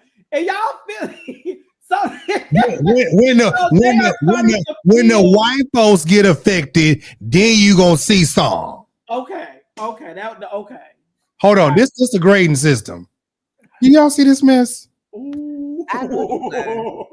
This the grading system right here. Oh, he ain't lied. 60 to 61 is a D minus. We didn't even have no D minuses and D pluses. We didn't have no D minus. No, we didn't have that. Babe, listen here. Anything A, B, C, D, or F. Hello. They got an A plus. They don't got an A plus. They got an A minus. What type of horse foolishness is this? I couldn't get nothing but a B minus. And look at the GPA for a C plus is a 2.3. Oh my God. And then the honors is a 3. Girl. There's some dumb ass fools in this. Oh my God. That is so crazy. you mean to tell me, baby, you can make a 60 and you pass it, and that's a D minus. No. Get the hell out of work. I would have been AP. Because my GPA was a 4 point. No, not a 4 point. I had a 3.8. I had a 3.8. Yeah, I was about to say mine was probably like a 3.3 between. Mine was probably like a 3.3 to 3.7. Mine, yeah, because I stayed. Mine was a 4.0. So Okay. I would have been AP. Yeah, if you were staying getting B's, then you would have been 4.0. Mine, I was right under. I was about 3.3, 3.0. If we went this grade scale back when we was in school, oh baby, I was definitely a strong 3.5. I was right there. So a 2.0 which was not passing. You mean to tell me you would have been in AP with a 2.0? Baby, 2.0. So I want to say this. We had this scale in California. Oh, Johnny. Now hold on. Wait, Johnny, y'all had this. Johnny. Now, Johnny, I'm a little bit older than you, and you had this. I'm a year older. Wait, Johnny. Wait a minute. Where are you actually from, Johnny? Like, what part of California? Baby. Ooh. Are you from Compton? They was over there talking about give me that Johnny. So, ooh, Johnny. So here he's an A plus student. Oh, okay. Johnny, they ain't got A plus up there. Baby. Oh, he's from Sacramento. Oh, okay. Now you know their education is different from the West Coast than ours. You know, I was watching something on YouTube about the different schools in California, especially like the elite, like the people who got money, like the people who pay $50,000 a semester for their kids in elementary. Ooh. I said, who paying $50,000 for their children in elementary? What the world? And kids dumb as fuck. Honors is dual enrollment now with college. Okay, so you can be in high school. So like if you notice, if you go up north, their education is so much different from us down south. It is. So out west, it's different. When I lived in Minnesota, I still can't believe you stayed out of there. Yeah, well, here's the thing. So we moved Minnesota. Listen, hold on, Jess, hold on. So we moved to Minnesota in the late 80s because we moved from Memphis in 80. God, I think it was 87. And I was in what school did I go to? I was Okay, cool. That was it right there. All right. So yeah, it was like 87, something like that. And then we moved from Minnesota in 94. We moved, and the schooling system, because I went to a Lutheran school when I lived up north. I went from it was public school, then I went to a Lutheran school. When I tell you the school system is so different, like we were the kids up north, where at least my school, where they brought the cereals that they wanted to test on us, they brought them to our schools. Like if they wanted to test a certain cereal to see, they brought them to our schools. And like the schooling system, it was very well where we were, it was very personable. Like your teachers knew your parents, and your parents knew your teachers, and your teacher would actually come to your house. Mm-hmm. You know, like it was that in the 80s for me. And so in the early 90s too. And it's like now you can't do that stuff. Like, you know, like you just can't do that. Baby, I had a black male teacher in middle school. And baby, my mama was strong on corporal punishment. And I remember like it was yesterday. And baby, they did not play in my middle school, Hunters Creek Middle School in Jacksonville, North Carolina, baby. You signed up, your parents signed off the waiver and said you could perform corporal punishment on my child if they get out of hand and have a cop. Baby, it was 3 times, but after the second time, I got smart. I said, oh, because they would never do it the same day. They would always schedule for the next day. I said, I got something for your ass. I said, y'all want to hit my ass? Oh, baby, I stuck some dog on washcloths in my drawers. Oh, baby, y'all wouldn't hit nothing but washcloths. You want to hit this ass? No, baby, no. But it taught me a lesson. And it taught me a very, very valuable lesson that people really, really, like the teachers back then really invested their time into making sure that they tried everything they could to give and produce productive citizens. Wait a minute. Live said, live is good. So I remember when you could go home with your teachers for the weekend. Oh, no, I don't remember that. I ain't never went home with my teachers. No, baby. I ain't never did that. Oh, no. My mama asked the question, what the fuck you need to go home with your teacher for this weekend, bitch? No, ma'am. Now, let me see. When was this? Oh, wait. No, I take that back. Hold on. Life is Good, elementary school. My favorite teacher, I do remember. Now, I'm sorry. God forgive me. I just remember my favorite first and second grade teacher, Miss Castine. Her name was Jenny Castine. I would never forget her. And she's still alive to this day. She would take us the class to her house, and we would get in her pool. And she would like do a barbecue and stuff. Now, it didn't happen all the time, but if we made if we passed certain grades or certain things, it wouldn't happen all the time, but we had to get permission from our parents. But Giles, there were other administrators there, so it wasn't just Miss Castine taking us. It was other, like her assistant would go. It would be other administrators. So yeah. Well, I'll tell you this. Yeah. If you had that relationship, like it was family. Yeah. Y'all had that. Me and that teacher we were like Miss Castine, and she was white. Miss Castine knew what to say to me to get me right. Like my mama actually she wasn't first and second. My mama held me back a grade.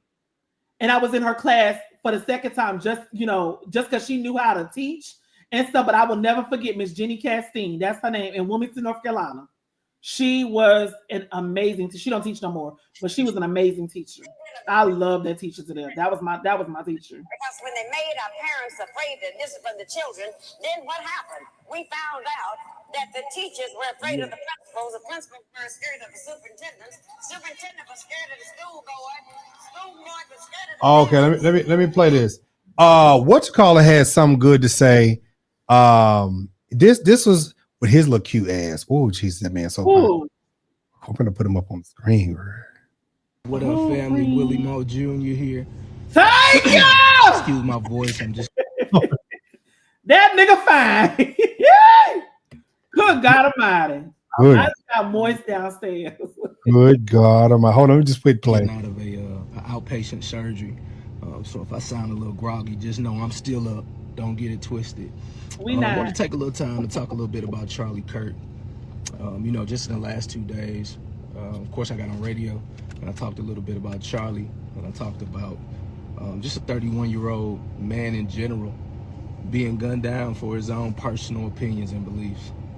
You know, a lot of people had a lot of things to say that I would even acknowledge. Yeah. No, I didn't forget my hat, baby. I love this. Hey, bald head, Jesus. You see me with this bald head. No, I he's not as I fuck. just like to have my hat on because the sun's in my eyes, and I try to make sure that sun don't get to these beautiful eyes of mine. Come down through there. Anywho, I what up, think George? What up? yours. I think you but here's get the down. thing. You know, yesterday I talked on radio about Charlie Kirk, and in general, I just talked about a 31-year-old man who got gunned down.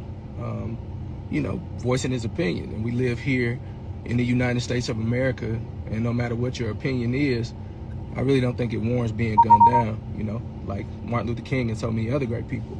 Black, white, or indifferent.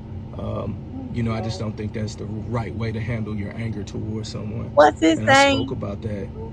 And then finally, you know, a lot of people ask me, you know, as a black man, how did you feel about the opinions of Charlie Kirk? I'll be very honest with you, man. I didn't like it. Some of his perspectives were unique, not only on African American people, transgender, gay. I seen even him one time. The one that I actually seen while he was living is when he really talked a little bit about education and how college was, you know, a dumb idea. It just so happened that, you know, my son was in college at the time. But to the body of Christ at large, if you're not a believer, this is not for you. For the body of Christ, I just want you to think about, at your age, how you were at 25 years old, right? At your age now, think about you at 25, and I'm just gonna give you a moment at 25. I don't know about you, but I was opinionated. I thought I knew it all, but I had this really great gift of communication. I could pretty much make anybody do anything because I was, you know, I was very, very good with communication. What you want to do? What you want to do I with took someone to say that you're going to have to give that gift back to God. Let me know. Because that is a real gift. You know, what I seen in Charlie as a debater, although I didn't enjoy some of his opinions, I noticed the gift, right?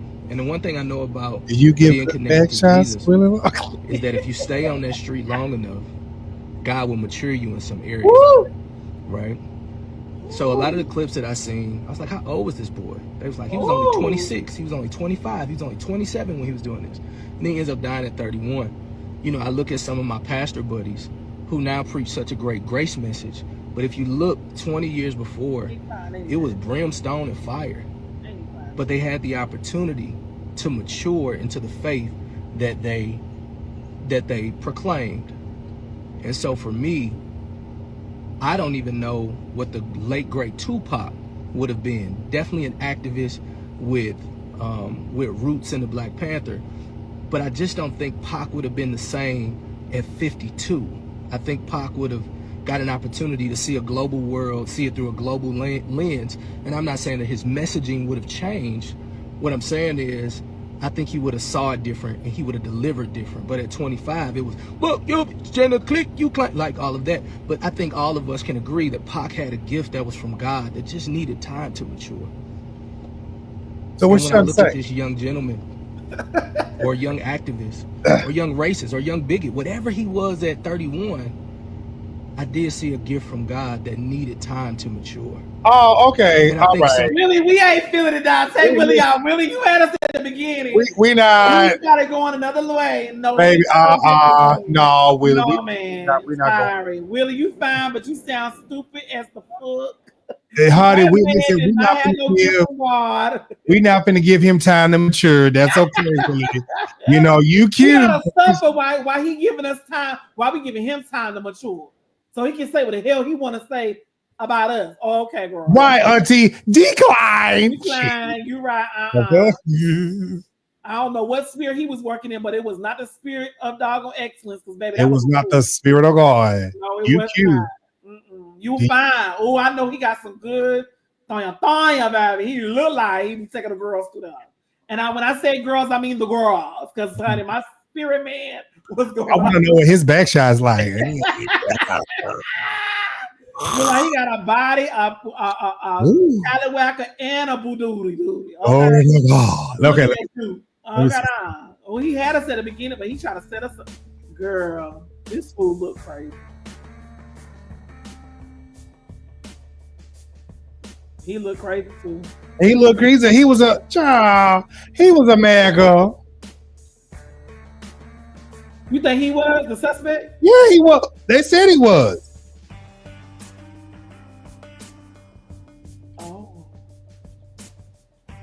Oh, so he was a Trump supporter too.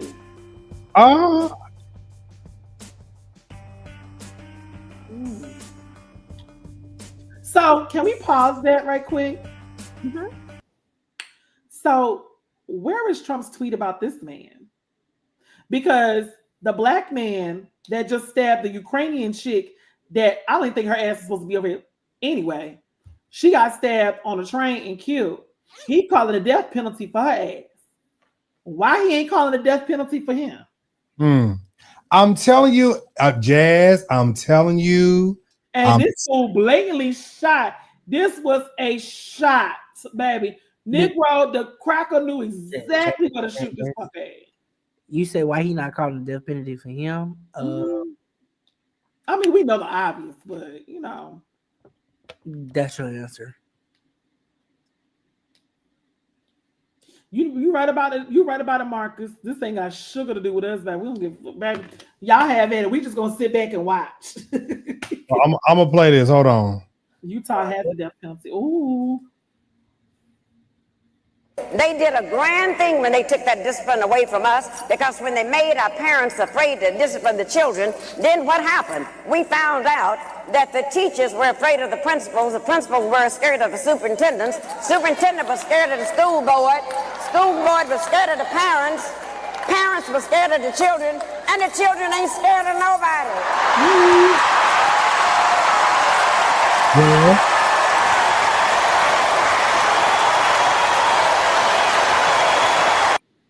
Sound about right. Sound about right to me. This was recent. No, I think this is an old one, but I mean it's the truth. Yeah. Now we're gonna get ready to end the show because we've been on here 2 hours, y'all. I want to play this. We chilling. You right, Tremaine. We chilling on this that one. Some of the mental health challenges and the mental health crisis in this country, the church contributed to a lot of it. If you get quiet now, it's going to be a rough ride later. Hello? The church has contributed to a lot of... Say what, line down? I'm trying to make sure the people in the bike listening to what the pastor's saying. Okay, they said that clip with the lady talking, that was 2004. So just, I want y'all to know that was 2004. I'm sorry, 2014. All right, so it still holds true now. Come on, Elder Sharp. The church has to admit that some of the mental health challenges and the mental health crisis in this country, the church contributed to a lot of it. If you get quiet. Hey, y'all heard that in the back of the church back there? Huh? Can we collect the offering? Okay. Pass the plate around. Y'all done paid y'all bills for the month. Can we collect the offering? Give everybody $50. Give Giles $150. Y'all give us $50 on tonight. Let me tell you something. Well, and I said this earlier when I was talking about this. I said this earlier when I was talking about this. What these preachers are out here saying now is no different than what Carlton Pearson said before he died. It's no different. And what did he say? So reiterate. He was talking about inclusion. We was talking about mental health. We was talking about what was really what was reality, what was not. He was talking about heaven and hell, and y'all called him a heretic and all of them things like that. Now, here go all these preachers. You got Jamal Bryan. You got the Preachers Club over there. You got what's the man name? Cash. No, not Cash. Creflo Dollar. You got E. Dewey Smith. What? It's not what he said, it's how he said it. What? Who you talking about? Carlton? Yes. He said it very calmly. That is okay.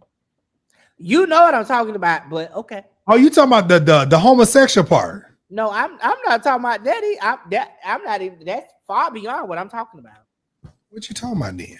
I'm talking about it's not what he said, it's how he said it.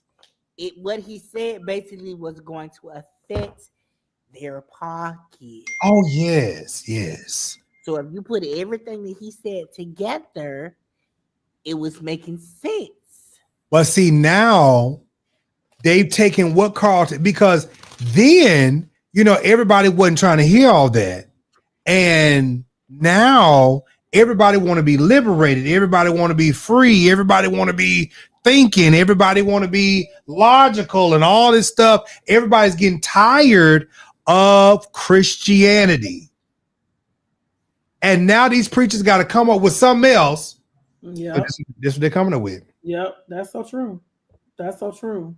People are starting to really, really read the hoopla that they've been preaching all these years, and they're starting to see that a lot of these preachers have. You're not gonna preach to me about a homosexuality when you like to get pumped, huh? Well, not only that, but y'all over here, motherfucker, dog on don't one of the commandments say thou shalt not steal, but y'all stealing from the people of the church. And then not only that, Jazz, but it's like when you actually get down to brass tacks and you study the Bible, a lot of that stuff that we have been taught is not there, or it's false, it's fake, and everything of that nature. We were raised on a white Jesus, but that's not what the Bible say. Can we start there? Ooh, they don't want to talk about that. Let's pause for the cause. We were raised on a white Jesus, and we were taught to. It was like we were taught indirectly to feel inferior. Okay, Auntie, you said chick. Okay, we were taught to feel inferior, like we were not enough, but because he died, we were accepted. What? The Bible say that Jesus looked like me. Hello. Oh Lord. Well, I think I was taught to fear God and have a relationship and have a reverence, but don't be stupid. London, and bro, I say this respectfully. Every last one of us was raised a different way. I think some of us was raised so stringent that when we finally got grown and got away, it's like some of us just went, wow. Okay, well, I'm going to use me for an example. My mama had me in church every day. Hold on. Auntie. We're not talking about you. We're making very general statements, because a lot of us, when we open that Bible, okay, now we weren't raised with the Black Panthers. Okay. When we open our Bible, we saw white Jesus, we saw white angels. Every character in the Bible was white. Every time you open up a King James version, every person was white. And I'm telling you, when I got old enough, right? And I really began to study for myself, and I'm reading that scripture where it says Jesus had hair like lamb's wool, that said nigga to me. That's not white. When it said his skin was like polished brass, that said nigga to me. That's brown. Let me tell y'all something, and this go for anybody that's in the comment section. I don't give a damn where you are, bitch. I don't care you could be from Indonesia or whatever the case may be. Baby, black folks created all this shit around here. Hello? Right. Because you could be dark skinned, they still gonna consider you listen, I don't care where you from. Because if you go back a few thousand years, everybody was the same color, except them crackers. And we gonna move on. Oh Lord. Hello. Well, if you read the history books, Jesus is from over there in in them Eastern, in them Arabic countries. Yeah. Yeah. Ain't no white people over there. Auntie, that what I was just saying was not at you. So let me just make that very clear. Auntie, that was not at you. I just want to be clear. Hello, I want to be very clear. My recent statement was not at you. I'm just saying that a lot of us, we grew up that way, and that's what we saw. And when a lot of us got older, we started thinking outside the box, and we started reading and studying, because what they gave us, I'm sorry, London, I cut you off. What they gave us, they just gave us the Bible, and they said, I know the Bible is right. They said they know the Bible is right and somebody wrong, and we out here worse. I mean, I know I can go down south right now, and it's niggas with a white Jesus in their church on the wall. Yeah. And if I can go to Memphis today, I could go to Arkansas today, and I can go in a nigga church right now, and it's somebody with a church that got a white Jesus on the wall, Martin Luther King, and the bishop, and the pastor, and the first lady on the wall. Dead ass serious. Dead ass. And the 10 Commandments right there. 10 Commandments on the wall too. Yep. Sure enough. Yeah. Go ahead, London. I'm sorry, I cut y'all. I was with her every day, and when I told my listen, when I turned 18, I had a nice conversation with my mama. Say, listen, I know you done raised me right. I love you to death. This, that, and the third. But I'm finna go out here in this world and see what the fuck you done kept me from. Because clearly, it got to be something out here that you don't want me to see or do or something. So I went out there. I started partying. I started clubbing. I started doing all types of stuff because you kept that from me. And I'm like, Auntie Nikki, thank you. well, that's not really that basically that made me grow up in a way that where I know both worlds. I know the Christian world and I know the world for itself. And I know what to do, what not to do, and all this other stuff. But I wasn't, don't crucify me because I want to go out there and learn what the world is. Like, what are you keeping me from? Baby, what color is Arabic? Baby, they look like me. And fine as hell. Good God.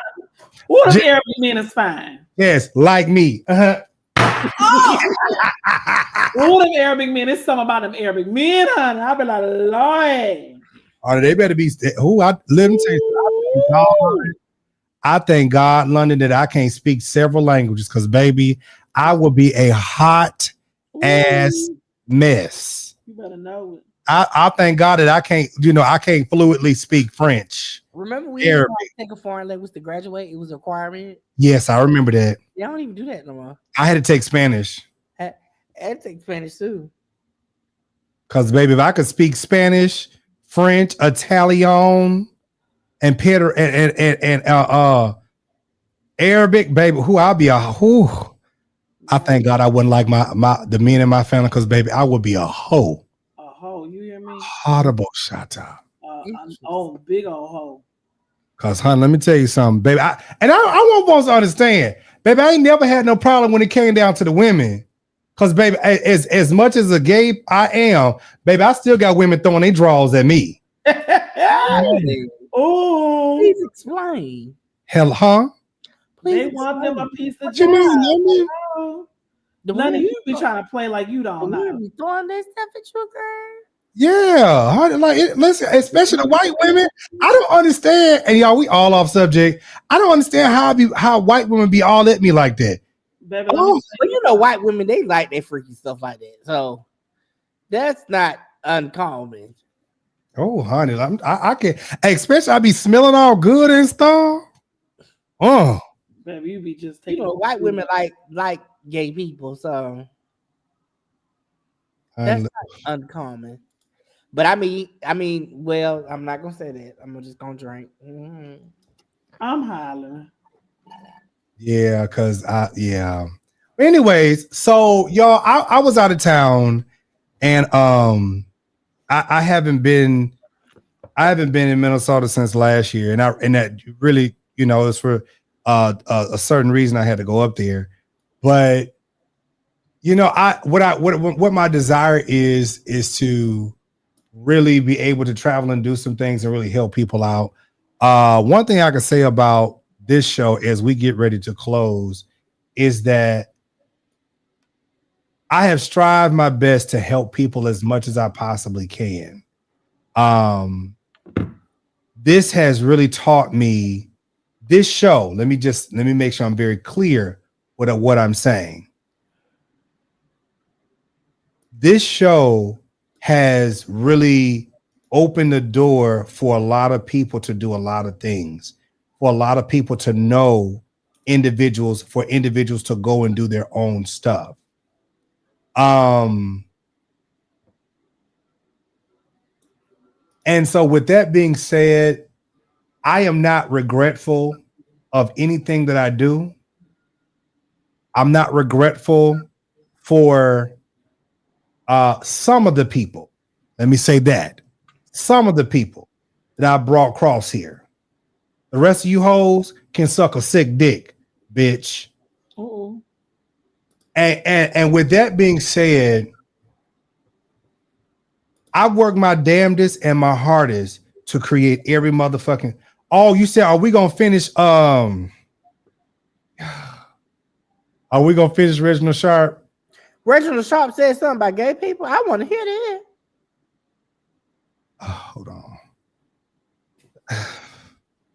I really wanted to finish my statement, but I'll say that for another time because honestly, and what did he say, brother? I'm gonna get to Reginald in just a second, but I had this conversation with LaKendra earlier, and that is that a lot of people that I have brought across this way, a lot of people want to play victim when you respond to them. A lot of people want to sit out here because I've grown and built a lot of this and built all of this over here. One thing I want you to understand, and that is this: hating me, hating what I do, what I stand for, bitch, all y'all can kiss my ass. Big, fat, skinny, it doesn't matter what size I am. Kiss all of it, and the crack and the hole too.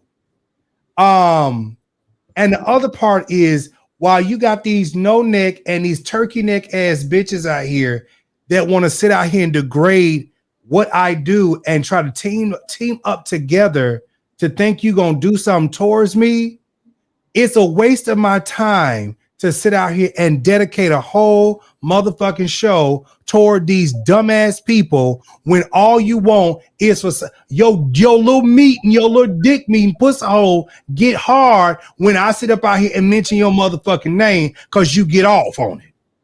Ooh. One thing I can say about the folks that's over here, bitch, we can have an argument, fall out, not talk for a day, a week or two, and we still cool. Me and London do it all the time. We do? Shut the fuck up. When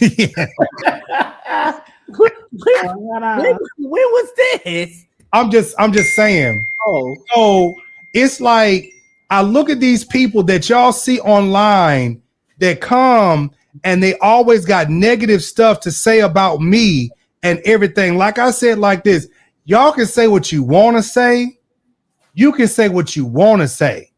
But bitch, I ain't never been wrong. Trust me when I say this. I work my damnedest to put these motherfucking shows and this content together. So you can say, this gonna happen to Jives, that's gonna happen to Jives. Bitch, you talking about that? Y'all just told me the motherfucker said I'm gonna die. Bitch, I promise you, bitch, we'll be saying, well, they'll be saying rest in peace to your ass. And that's on period. My Lord.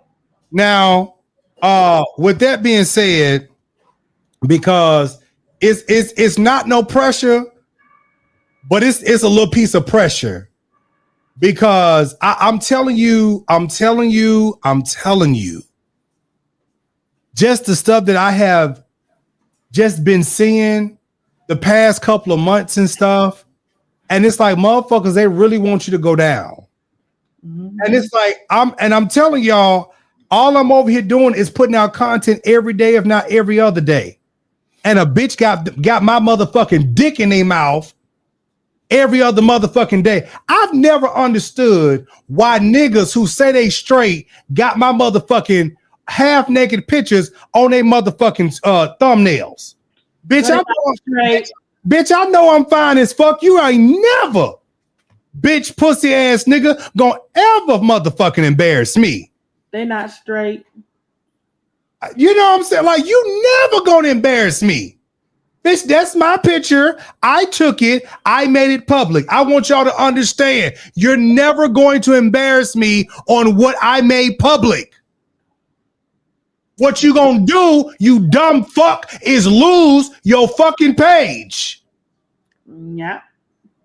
That's what you gonna do. Hear me, you damn dick in the mouth, cigar sucking motherfucker. Hey, you gonna lose your fucking page. I love Jesus. He's all right with me. You keep trying to embarrass me by showing me where I had my ass in the camera. Bitch, I put my ass in the camera. You can't embarrass me with that. All this juicy voluptuousness. You embarrass me, bitch. Hollering. Bitch, what you want to see the dick next? Yeah. Yeah. Pull it out. Got a nigga online to my, let me see that donkey. Let me see. I was like, what in the fuck is going on? We want to see it, all right. Oh my God. Anyways, y'all. So let's well, since y'all not cash it, but let me just put this plug in there. Y'all, it's football season. If you have any children out there that play football, you got any cheerleaders that play cheer or that cheers out there, I make the glitter vinyl shirts. I'm not expensive. Shirts is $25. Well, they start off at $35 because I do front and back, and hoodies start off at $45. So if you guys need any type of product, my turnaround time is 1 to 2 days. And yeah, y'all just send me y'all details. Y'all look me up on Facebook, Nicole Mack, or you can go to my Instagram, 2Jazzy Designs, the number 1, TOOJAZZY Designs, the number 1. Check out my product on there. Send me a DM, and we'll go ahead and get you guys any products you want. Glitter vinyl, yeah, ma'am. Making them busy. Hello, somebody. Oh, yes. They come in a cute package like this. So I package it, and I put my business card in there, everything. So just had to put that plug out there because when nobody talking about no. LaKendra said she need one for basketball. Her son is LaKendra, yes, send me a DM on Instagram, 2TOOJAZZY, and basketball and football is actually my specialty. TOOJAZZY Designs with an S at the end, the number 1. Send me a DM with what you need. I'll send you over a quick little price. You pay it. I'll go ahead and get your stuff done. Get it shipped out to you within the next day or 2. Yeah, we know you like balls. Thank you. And before we play Reginald Sharp, let me first let me hear what I said. let me also, I heard what your ass say, but baby, you Josh told me you have to pick and choose how you respond. What I said? You said, "Oh, we know you like balls." I heard you. I just skipped over the comment, but I heard you. I mean, I like balls too. You're welcome, Miss LaKendra. I can't wait, and make sure you tag me in when you get it. I'll send you all the mock and everything. So, baby, make sure you send it to. Yeah. Let me also add this before I hit Reverend Sharp, and that is this: you're always going to see low vibrating people, and I'm like, bitch. First of all, I don't need help doing my show. I don't need help doing none of my graphics, bitch. I ain't never need no help putting none of this shit up. None of this. I ain't never need no help. I ain't never had to have no team. Unlike I wish I did. But see, let me just also tell y'all something in the audience.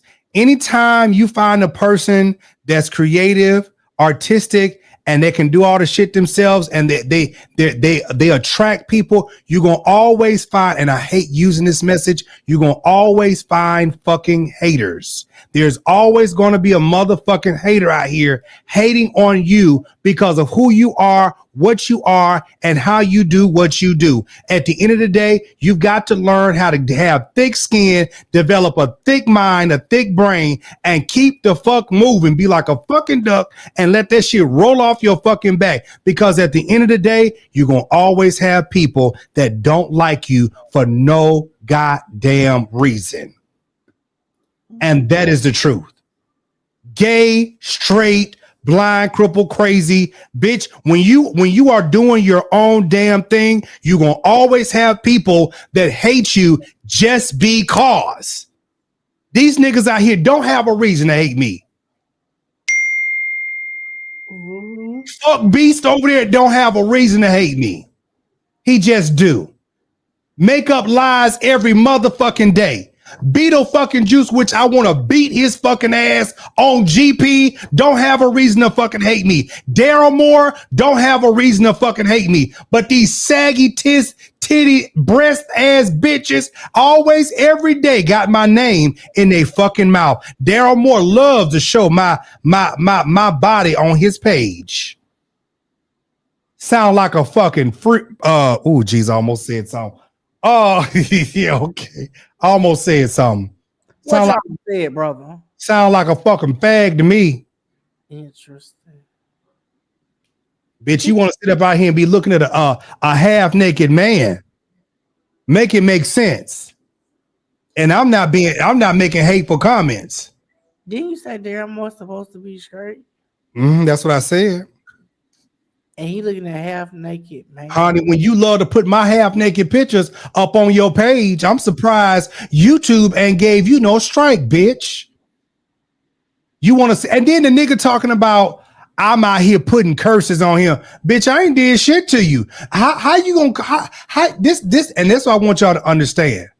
How people gonna sit out here and say that Lyrisha and Conscious was putting their name in black, saying now all of a sudden I'm the one doing it. Now I'm the one laughing at his mama. Now I'm the one laughing at his dead dog and dead mom and dead daddy. No, bitch, pick your battles. You said they was doing it, bitch. I ain't have nothing to do with that.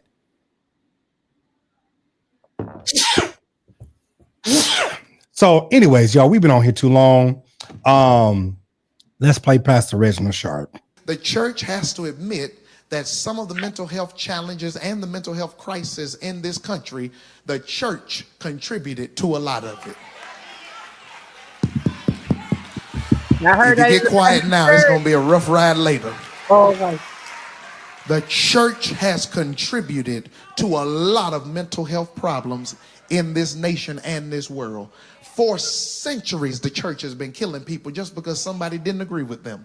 For centuries, scientists and astronomers who came to give updated reality and information about life, Galileo and Copernicus, you can Google some of these names, killed them, excommunicated leaders and took them away from their communities. That's all that means, to separate people because somebody stood up and said something that the majority of the church didn't agree with. All that word doctrine means is a series or a group of shared beliefs. And many of the doctrines that we have aren't even biblical, they are political. Because there were rooms gathered in Rome and they voted on what we're all going to say so we could all say the same thing. So some of the doctrinal beliefs we hold on to don't even have biblical basis. There's political base. And so if I say anything that you didn't agree with, now I kill you, I excommunicate you, and I leave your church and I run away because we get caught up in silly stuff. You know, there are people that won't come over here because we baptize in the name of the Father, the Son, and the Holy Ghost, and they believe you're supposed to baptize in Jesus' name.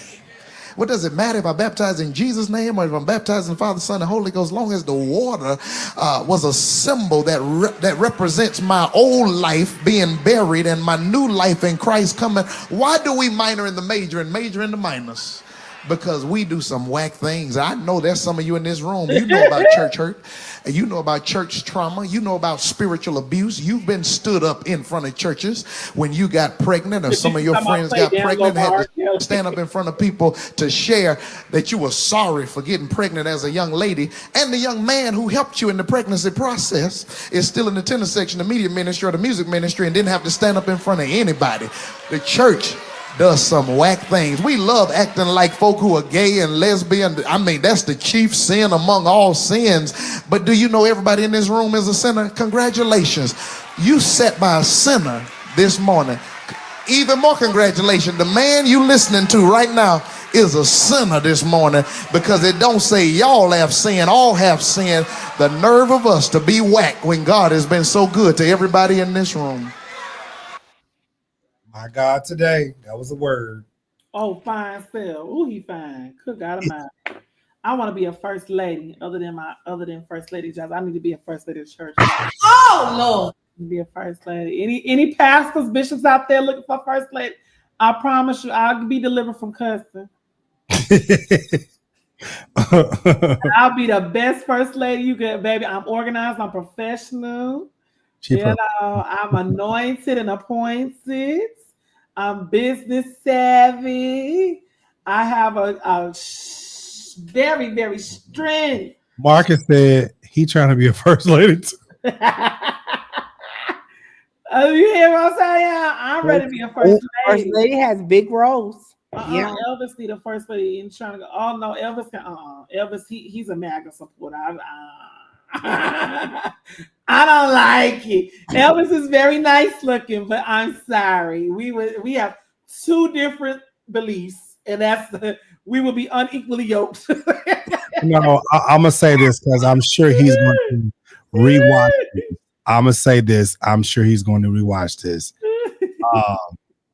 I want to try to be nice towards Elvis because Elvis is not here to defend himself. I will give him that. He's a Trump supporter at the end of the day. Wait a minute, hold on. What I don't like, and I will tell Elvis this on this show and off this show, and that is this: I'm never going to stand for anybody who stands against me. I'm never going to stand for anybody who hates people that look like me. And I don't give a fuck if you are a Republican, conservative, or anything like that. If you don't support me, you don't love me, or anything like that, I don't care. Now, here it is. Now, I will say this. Now, I'm all for using somebody who can benefit me. I'm all for that. But I can't be a part of your party. I can't. And that go for anything. I don't care what church organization you in or whatever. When you are for hatred and the degradation of people, I don't care what color they are, what nationality, what sexual orientation, when you are for the degradation and for the killing of people and things, baby, I can't fool with you. And then to hide under the guise of I'm a Christian, I love Jesus, baby. I don't know what motherfucking Jesus you love. I don't know what Christian you think because you're not a Christian because you're not Christ-like. Christ, what I read was not about any of these things. And what's so funny is these people, black and white, who say that they're Christians, but they're for all of these policies and stuff. But y'all say y'all Christians. Jesus wasn't for none of this stuff. Jesus went in the church turning the tables over. Jesus went in the church whooping ass. Now let's get this. Life is good so damn messy. Oh Lord. Josh, you better wrap this thing up. They about to cut up. They about to cut up in the comments. Listen, I appreciate y'all so much for being on the show. Thank y'all, because y'all about to go in. I'm not about to do that. I'm talking about these folks in the comments. No, let the people in the comments go in.